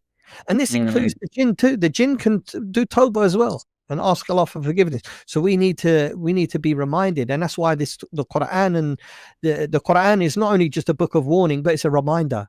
And remember, and remember. Often you'll see that in the Quran. Remember, and remind them. And this is a warning and it's a reminder for us, to remind us about who we are. We are the son of Adam, and we have a purpose we were created for, to worship, and we have a mechanism to worship Allah by, and it's a way of which to take us to al-akhirah, which is our true homeland. So I know I've talked about this a few times, but that is really the underlying foundation of everything, is to understand what we're doing here, fulfill that purpose, so we can go to the place that we so desire in our hearts. Because Jibreel said, whoever hears of this place, meaning Jannah, whoever hears of it would surely want to be a resident of it. Indeed. So whenever you describe Jannah to people are like, dude, I'd love to go there. And it's real. This isn't an anime. This isn't a cartoon. This isn't a movie. This is real. This is the real reality of mankind. It's greater than any story that any man's ever wrote. And it's the reality of what we are. And it's just trying to reconnect people to that, so that we can fight against this desire to follow the ways of the devil and the shaitan, because what he offers us is fleeting. And the promises of the devil never last. MashaAllah. So we covered a lot, and that is how zikr also comes in. As you mentioned, it was very interesting about forgetfulness, like how we forget. In fact, the word like insan itself comes from the root word nisyan, which has something to do with forgetfulness. And so zikr, one of the reasons we do zikr is to remind us of our main purpose, our goal, and to remind us of this reality. So now how this is interesting, because it links back to one of the discussions I've had with Brother Jerry, and he explained how polytheism starts in societies. We went back from an author, he's good with, he's well versed with anthropology, and he went and explained about different civilizations and how different civilizations, when we go back, as the more we go back, the number of gods that they worship, they start decreasing, to the point where many of the civilizations, if we have access, we come to know that they only used to believe in one god, they used to worship only one god, and slowly the degeneration started happening. So this has been seen in all of the cultures all over the world. So this again links back to our main point, which is our monotheism, which is the natural disposition of the human being. And then they get misled, they forget, and they start moving and it gets degenerating into polytheism, pantheism, and animism, and all of these kind of isms and schisms. So to the point where, many anthropologists, so anyone who's interested in that topic, they can watch that discussion. But not just Brother Jerry, but there are so many anthropologists who have gone through this phenomena. They gone through this thing which is so common. One of them is Emma Cogan. Emma Cogan, I think she explains how, these rituals and types of, worshipping practices that they used to have. They had the high god, the main god they used to believe in. They used to first worship them, if I remember correctly. But later on, as soon as they used to just invoke him once, and then, new entities, new spiritual beings started coming in, and they started worshipping them. There are many other examples, but one anthropologist, Andrew Lang, kind of summarizes why this happens. So that is a very brilliant point that I just wanted to highlight. He says that a moral creator is in no need of gifts. And like, he explains in a lot, like, in some sense that, you cannot corrupt this creator. You cannot, like, give him something and get something extra out of it. So he says that this creator will not favor one above his neighbor or one tribe above its rivals as a reward for sacrifice which he does not accept, or a constrained by charms which do not touch his omnipotence. Ghost and ghost gods, on the other hand, in need of food and blood, afraid of spells and binding charms, are a corrupt but to man a useful constituency. Man being what he is, man was certain to go warring after practically useful ghost gods and fetishes which he could keep in his wallet or medicine bag. For these he was sure in the long run first to neglect his idea of his creator, next perhaps to reckon him as one of the highest of not, like, of all other different spirit or deities, and to sacrifice to him as to them. And this is exactly what happened. So what he was trying to summarize is, because of this tendency human beings have, like, they want this. So but maybe what he's implying, or what we can learn from this from our perspective, is people have this desire, but they forget and compromise with something else, which is the, like, accepting the devil's like, whims and desires that the devil generates. So they do that. They compromise the year after with trying to fulfill the desire in this worldly life, and that is how they are misled to Yes. some extent. What do you have to say about that? Yeah, I would add to it as well, Sabr. People don't have the patience to wait. They want instant gratification. I would slightly disagree with some of the anthropologists you mentioned there, purely on the basis that in the story of Habil and Qabil, Cain and Abel, we see that Allah subhanahu wa ta'ala, to sort out their differences, he asked them to both give a sacrifice. And the one who gave the most valuable and the one that was most beloved. See, Allah loves it if you give what's beloved to you to him, because he knows that small things can be very valuable to people. Like we are emotional creatures, and we love things. Like some people can have a tiny little teapot on the side and they really love it. It's old, it's battered and broken, but they would be very sad if it got lost or stolen or something. And yet, monetary value, gold or something like that, might disappear, and they're not as hurt as they are when something, that they care about, that they love, gets lost. But in that, we learn from the story of Habil and Qabil that, Allah loved the one who gave the greater sacrifice. So Allah subhanahu wa ta'ala has long, had this idea of giving for his sake, donating money for the sake of Allah. It benefits Allah nothing. And I think that's where the difference is between polytheism and Tawheed when it comes to giving up or sacrificing for the sake of Allah. Because the one who sacrificed does for his own benefit. And to a mathematician, this is going to sound bizarre. How can you give something, and then you gain out of it? You're the one that lost. You've given money, your money has decreased, yet you're saying you're the one who benefited, and it doesn't make sense mathematically, but to a Muslim, it makes total sense. And so I think that some of the practices of the polytheists is the shaitan, is Iblis piggybacking off the idea of Islam, in that whatever you give for Allah, so to imitate that style, the polytheists in the time of Muhammad sallallahu, that many of the tribes, they had their own little deities, right? And they used to sacrifice to them. And the Rasul sallallahu alaihi wasallam, he would refuse to eat meat that had been sacrificed to other than Allah. Any of these polytheistic, traditions where they would kill a goat for it, he wouldn't eat from that meat that would come from it. Yet we have, in the time of Hajj, where we, do the Zabiha, where we slaughter the animal and give out the food for it, but it's in the name of Allah. Allah doesn't benefit from it. Allah doesn't gain anything from it. But what these anthropologists are saying, where there's some sort of giving up to benefit the idol or to appease the idol, it doesn't appease in any way, shape or form. Giving for the sake of Allah is for your own benefit, and you won't see that benefit until the day of judgment. That's where the patience comes in. Like there's magic. I'll give you an example. There's some people who fall in love with another person, They see them, a woman or a man might see another man or a woman and fall madly in love with them. But they try to arrange the marriage and it doesn't work. And that's not enough. You know, Qadar Allah, you contacted the family, they didn't want to get married. Move on. No, some people don't have the patience and they can't hold on. So what do?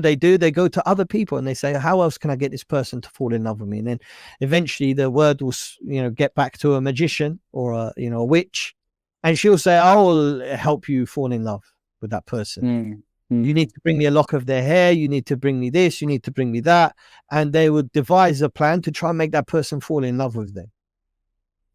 Now, if you're not, you know, practicing the dhikr and the protection of Allah subhanahu wa ta'ala, it may affect that person and it could ruin the marriage that he's got. And he may fall in love with the woman through the evil or the spell, because the shayateen and the jinn, they, you know, maybe possess or come into that person and cause these issues and try to make the desires come to fact. The point being, sorry, I know I went around a little bit with it, but the way we view polytheism and the way we view fulfillment of our desires, it plays a huge part as to monotheism and polytheism. As a Muslim, we may see a person we love, like we see them and it's just the beauty strikes us, but we're never going to stoop down so low as to beg the shaitan to help us get close to marry that person. Why? Sabr. Okay, I didn't find that. So you may turn to Allah and say, oh Allah, give me a woman in paradise who's as beautiful as that woman. And you can ask Allah to remove that feeling from your heart. Oh Allah, I don't want to have this feeling towards that person anymore. I don't want it. Take it away. You're the one who can do all things. This differentiates us from other people. The polytheists, they wanted the favors of the gods. Look at Quraysh. Quraysh had long had just 1 second. So what was the distinction with the anthropologist to pinpoint? Because I think that, yeah, you mentioned that you said that when you traced it back, they saw that a lot of the polytheists were sacrificing and giving things to these, you know, idols for benefit, right? Trying to benefit and appease them and get close to them. But in Islam, we do things to please Allah. So look at Ibrahim alayhi salam sacrificing for the sake of Allah. The Prophet sallallahu alaihi wasallam sacrificing for. So the idea of sacrificing isn't an issue in Islam. The issue is what you're sacrificing for and what you're trying to get out of it. There was a man, I think he was in Pakistan. So there was a documentary. So I think I don't know. I mean, I kind of agree with you, but I, like, you know, because I've read some of his work, I think what he's trying to say, is maybe the point of sacrifice can be something that we distinct on, but he's trying to say that this creator, the real creator of the universe, he does not take these kind of bribes, or these kind of bribes cannot help help someone favor, like, you know, from one over the other. Like, you know, you do this kind of sacrifice, so he'll favor you with something and he won't favor with them with something. That, I think that was his, but anyway. And again, I would still slightly disagree with him because of the story of Cain and Abel, because Allah subhanahu wa ta'ala they had a dispute, and you know, effectively Allah subhanahu wa ta'ala said, do your sacrifices and I will judge between you, right? It's maybe not the Sharia of today, but in that time, that's how this dispute was settled. So Allah subhanahu wa ta'ala favored the one who gave them what's most beloved.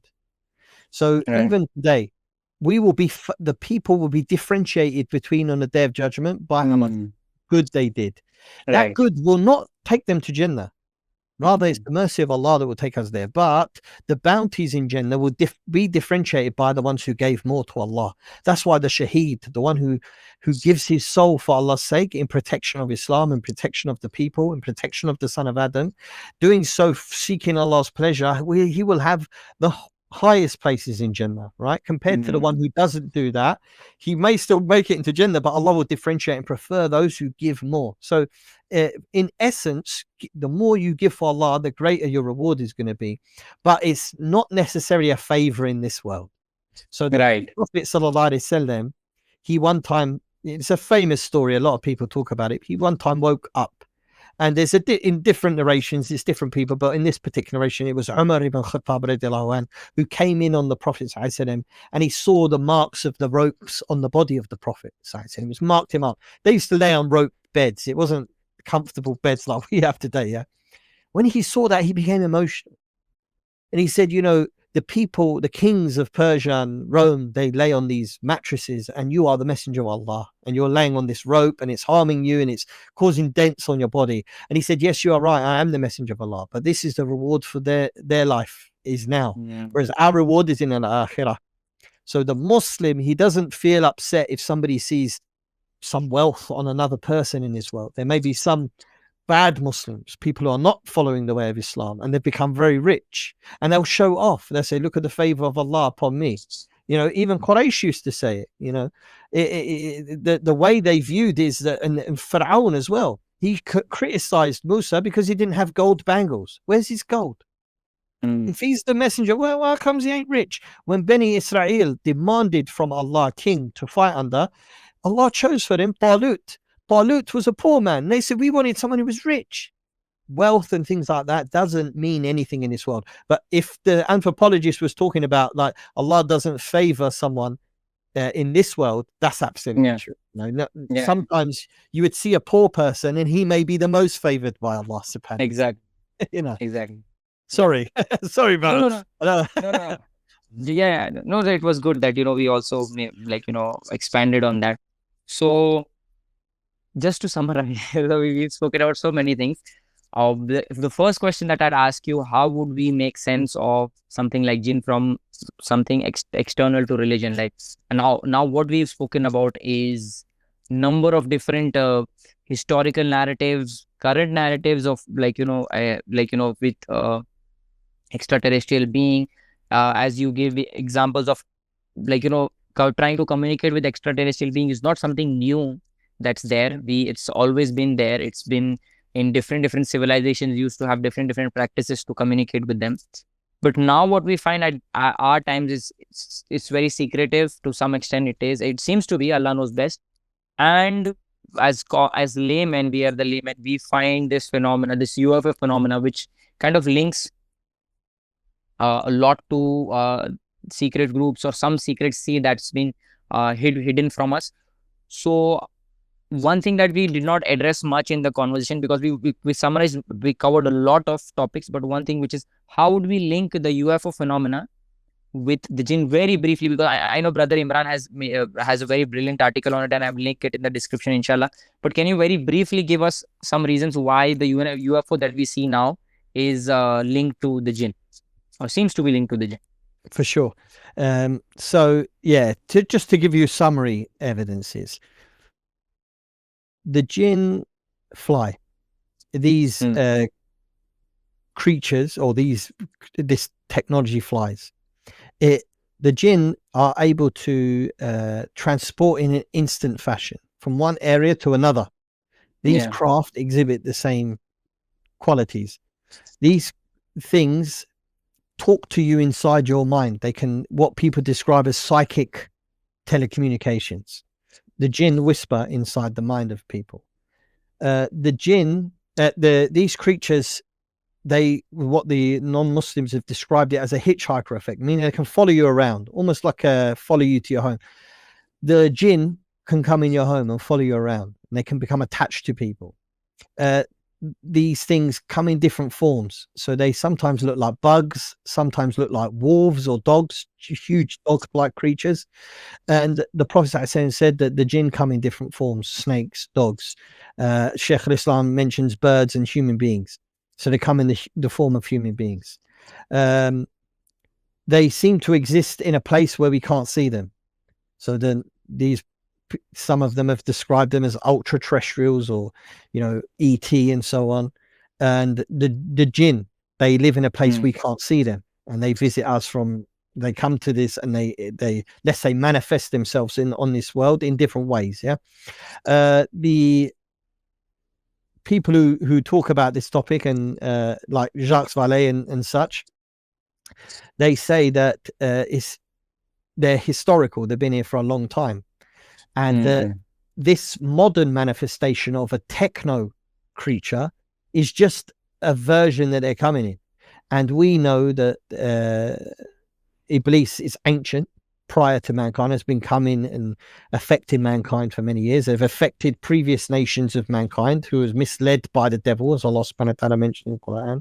So we have historical proof from that side that they've affected mankind, and we have in the jinn that they are also historical and have affected mankind. Allah subhanahu wa ta'ala calls them builders. And we know that these creatures that the non-Muslims talk about, these UFOs, they build technologies, very advanced technologies, more advanced than what we're able to build. Allah subhanahu wa ta'ala calls them divers. Okay. And these creatures, have been witnessed, these craft go into the ocean and come out of the ocean. Allah subhanahu wa ta'ala says that the jinn traverse different aspects of the heavens and earth. And we know that these things have been filmed going into space, coming into this aerospace, flying around the earth, and diving into the ocean. So this is a transmedium craft, and this is what they're described as in Quran, being able to travel to different places. They are fire beings, and oftentimes these things that are spotted in the sky, they're like balls of fire. That's a fireball flying around in the sky. So there's so much to say that what they're experiencing and what they're describing, and their attention to, the, let's say, the more sensitive sites like nuclear facilities and so on and so forth, these creatures seem to have interest in them. Likewise, we have the jinn are interested in power and areas places of decision. You find that when the Quraysh convened to discuss the murdering and killing and assassination of the Prophet Muhammad sallallahu alaihi wasallam, Iblis was in that meeting. So in places of decision and power, you find these creatures, and you will also find that the jinn like to be in these places of power and decision making and so on and so forth. So there's quite a few. They encourage, when they approach people, they try to come in the form of angels, and we know that the angels say that it's the jinn who are blamed for coming in the form of angels. So this is another evidence to say that whatever these creatures are, they match exactly what is described about the jinn in the Quran. And then we have these abductions. Go. I was going to say, they also, it says, we mentioned earlier in the Quran, that there are allies among mankind that work with them. It's long been suggested that America has made a pact or in an agreement or some sort of agreement with these non-human intelligence that dates back. And this is one of the rumors that has been ongoing for 60-70 years. People have made this claim that America is in a pact with these creatures and that there's some sort of exchange of information.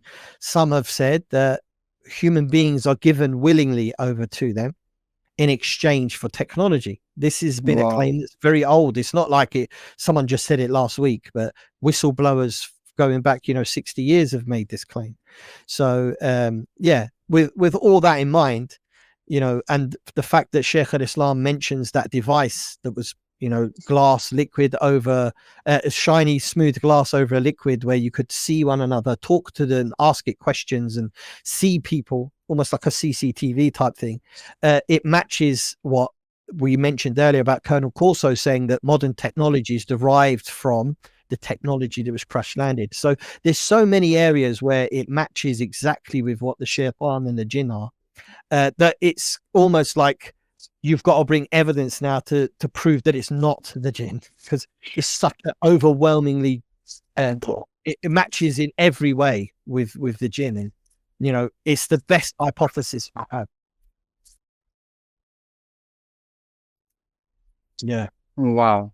So, and there's one more regarding abductions, which we we see so many stories about abductions happening. And that is also something that is SubhanAllah. Yeah, I forgot and you remembered, mashallah. So mashallah, so there's one saying which you might know, if something looks like a duck, walks like a duck, and quacks like a duck, then it is a duck. So I think this applies here. is when we are talking about the UFO, even though Allah knows best, we are not saying we're 100% certain about it. It could be extraterrestrial beings also, and that is not a problem for Islam. It could also be all fake, and that is also not a problem for Islam. Even though, but the inference to the best explanation, when we apply in this scenario, it makes sense that these are jinns, and that is what we can conclude here. Also, I want to admit another one I forgot, which we mentioned earlier. It was about memory loss. The shaitan being involved with memory loss, and these vehicles and people, when they come into contact with these things, they forget everything. So there's, like you said, and then we've said it before, if it walks like a duck, talks like, quacks like a duck, swims like a duck, floats like a duck, it's a duck, unless someone can prove otherwise. Like, I, as a Muslim, how I view the world is through the lens of Islam. And Islam has given me no reason to think that it's anything other than the absolute truth about everything.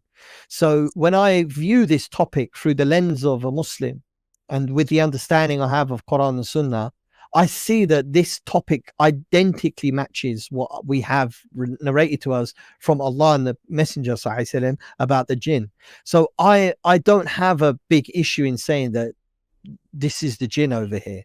Now, this doesn't pertain to Aqidah where, if I believe that it's a jinn phenomena, that somehow I'm going to go to hell for that, because it matches, and all I'm going to be asked about is what I know.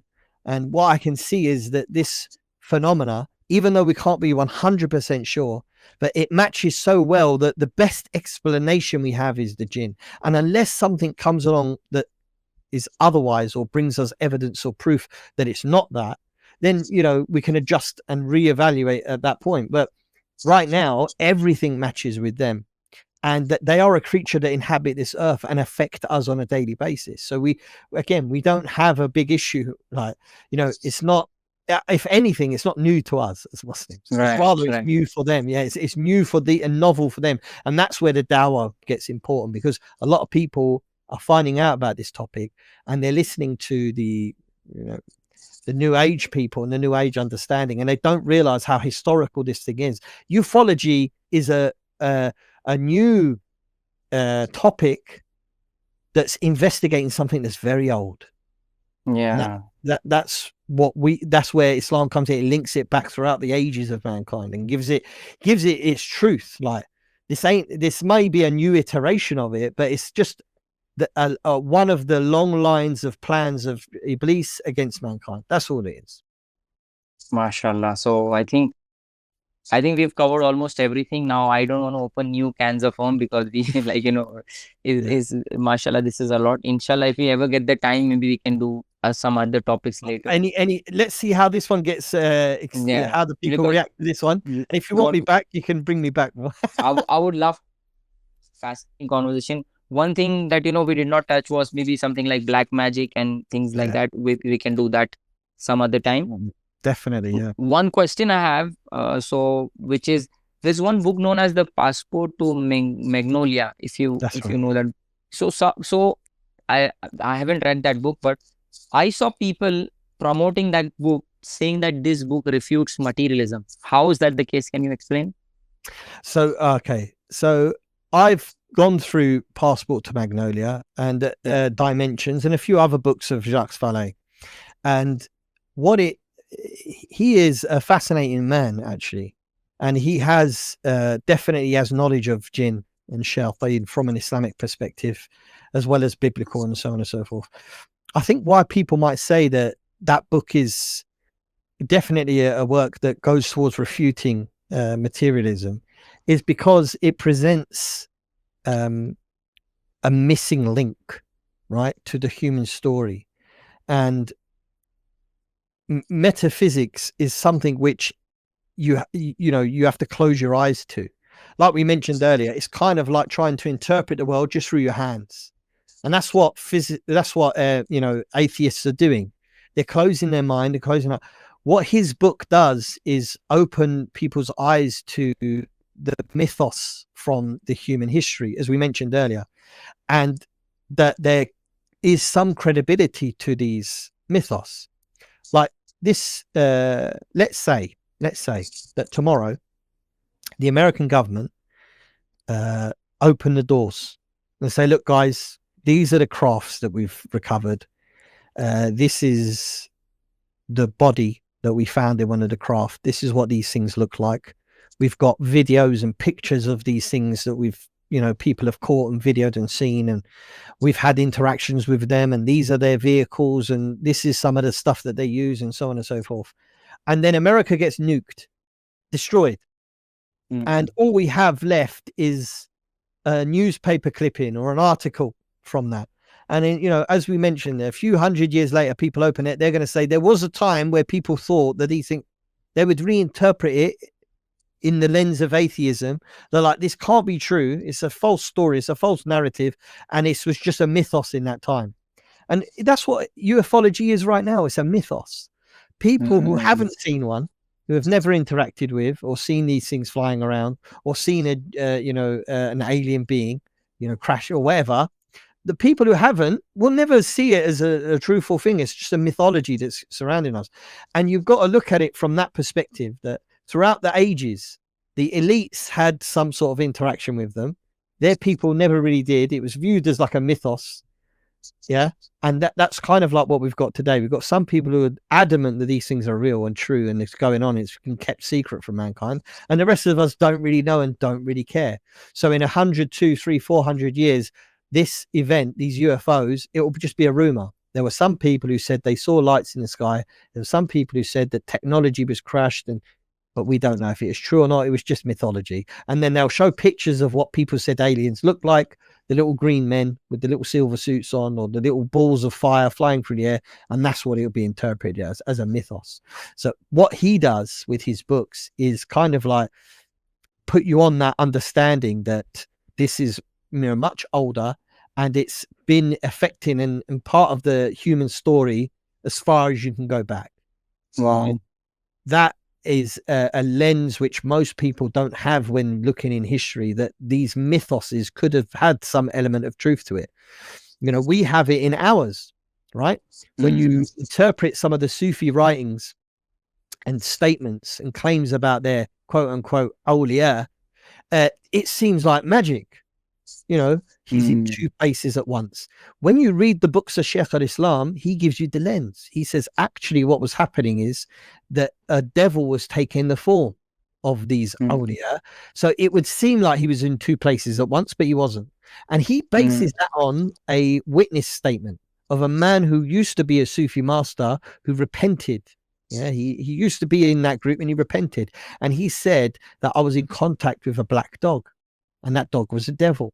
And that devil would tell me that I came in your form to one of your followers. So when he asks you, tell him that it was you that saved him. So the follower would come after traveling and say, Sheikh, I was out, I called your name, and you came from the sky and you saved me. And say, yes. Wow. He said, but in reality, what it was a devil doing it. I weren't doing anything. He repented. He became Muslim. But before that, he was viewed as one of the awliya. So the point being is that we have in our history things that match up with what Jacques Vallée has found, and it matches perfectly because that's what was happening. But to a Muslim who reads that story today as their nonsense, is people can't be in two places at once. Their followers were deluded, they didn't know. But what was actually happening to the followers was an extremely absurd, strange event that was interpreted in a way that seemed like he was in two places at once, and he allowed that interpretation to root and grow flowers, or if you want, poison. Right. Yeah? But in reality, he knew that it wasn't him doing it, and it was in fact the devil's on his behalf. And that's how they misled people. One could argue today, that those Sufi masters of yesterday were the Hollywood of today, if that makes sense. And one thing also which is interesting in this discussion is how, because of the materialistic, scientific assumptions and progressive ideas, how these progressive ideas have forced the laymen to have this kind of ego of their culture, and they think that, okay, we know everything because we have science and technology, and they look back in the past into thinking that people were so dumb, they did not understand, they were just hallucinating, or they just came up with a story because they did not have science or something like that. That is itself problematic. Many psychologists have pointed out if not the same. In fact, the previous people, the people of the past, were more smarter than us. Even though if they had less technology, that's fine. They were more smarter than us. And like, if you look at the common man now, he cannot even navigate this from this way to that way without some technological help. And yeah. so, this kind of progressive idea itself is problematic. When we try to look at the past and think that, you know, people were very dumb and they did not have any idea about what is going on. What do you think about that? I mean, very briefly, if you can address that. Yeah. Yeah, sure. Yeah, this is the arrogance, isn't it, of the modern day. We are superior to the ones who went before us. And this is a trait that mankind has, that we look down upon, you know, people who maybe weren't to the same technological advancement as us, and as if they were, you know, dumb. Their brains didn't work right. They were really thick, and they held on to ridiculous, you know, traditions that didn't really benefit at all. And what we have today is, you know, the pinnacle of human civilization. In reality, we have so many problems that they didn't have. They had loyalty. People abandon their parents the second they become 18, and I've even seen people sue their parents. People don't have this family orientation or this tribal orientation. Even the tribes in the time of the Prophet, they had honor and justice and care for one another. Today, people abandon each other like that instantly. People are, you know, I think it's an arrogance that's caused that. And that's because of this self-amazement and self-belief. I saw a clip of a man. Well, that's a loose use of the word man, let's say. And he said that I don't speak to my family anymore because they don't have enough followers on social media. I've seen that, yeah. You see, yeah, you know the guy. That's what I said, the loose term man, yeah. So this is a sickness that has engulfed mankind today, that popularity and wealth and things like this is what matters. And this is a byproduct of the devil, because Iblis Nirajim, he wants people to be materialistic and atheistic. Why? Because he wants to prove that we are not worthy of Allah subhanahu wa ta'ala's favor on us on this planet. And that's, I know it's, to some people it sounds very petty that someone would wage a, you know, millennia's long war against us because he thinks we're better than us. But look at how we treat people we think we're better than. Look at how America, because it has a few weapons that other countries don't, that it goes in there, bullies, takes over, usurps the resources, and then plants despotic leadership over them that they fund financially. Britain does the same, by the way, in order to take advantage of the fact that there's a knowledge gap on weaponry. We're better than them. Why should we need the oil more than they do? So we're just going to take it. We're going to take we're going to take that country's resources. So we do the exact same thing that Shaitan is doing, just on a scale where we're doing it to each other. We're doing it to our brothers. We are brothers in humanity, and we do it to each other. You know, Iblis, he's doing it to a different creature, right? That he thinks is lower than us, you know, lower than, excuse me. So I hope that made sense, bro. Yeah, no, that makes a lot of sense. So I unfortunately will have to stop the discussion here, even though like topics that came to my mind was Skinwalker Ranch, paranormal activities, and then also psychedelics. Are these connected to the jinn? But we'll stop here. That's another topic, inshallah, for another day. But honestly, brother, jazakallah khair, Khalid, for letting me come on, man. And I really appreciated the talk. Sorry if I weren't, like, you know, as sharp as I normally am. No, you're very sharp, mashallah. Mashallah, very sharp and on point. So there's a lot to take from me also, and for all the audience. Inshallah, if we, like, you know, if anyone wants brother Farooq back on the channel, please let us know. And we would love to have the opportunity to see you back, inshallah. Jazakallah khairan. May Allah bless you for all the efforts. May Allah aid you in all your endeavors. I mean, and you the same, brother Khalid. Keep up the hard work, mate. And, you know, may Allah bless you and increase you in all good that you're doing. MashaAllah, tabarakallah. Jazakallah khairan. Assalamu alaikum wa rahmatullahi wa barakatuh.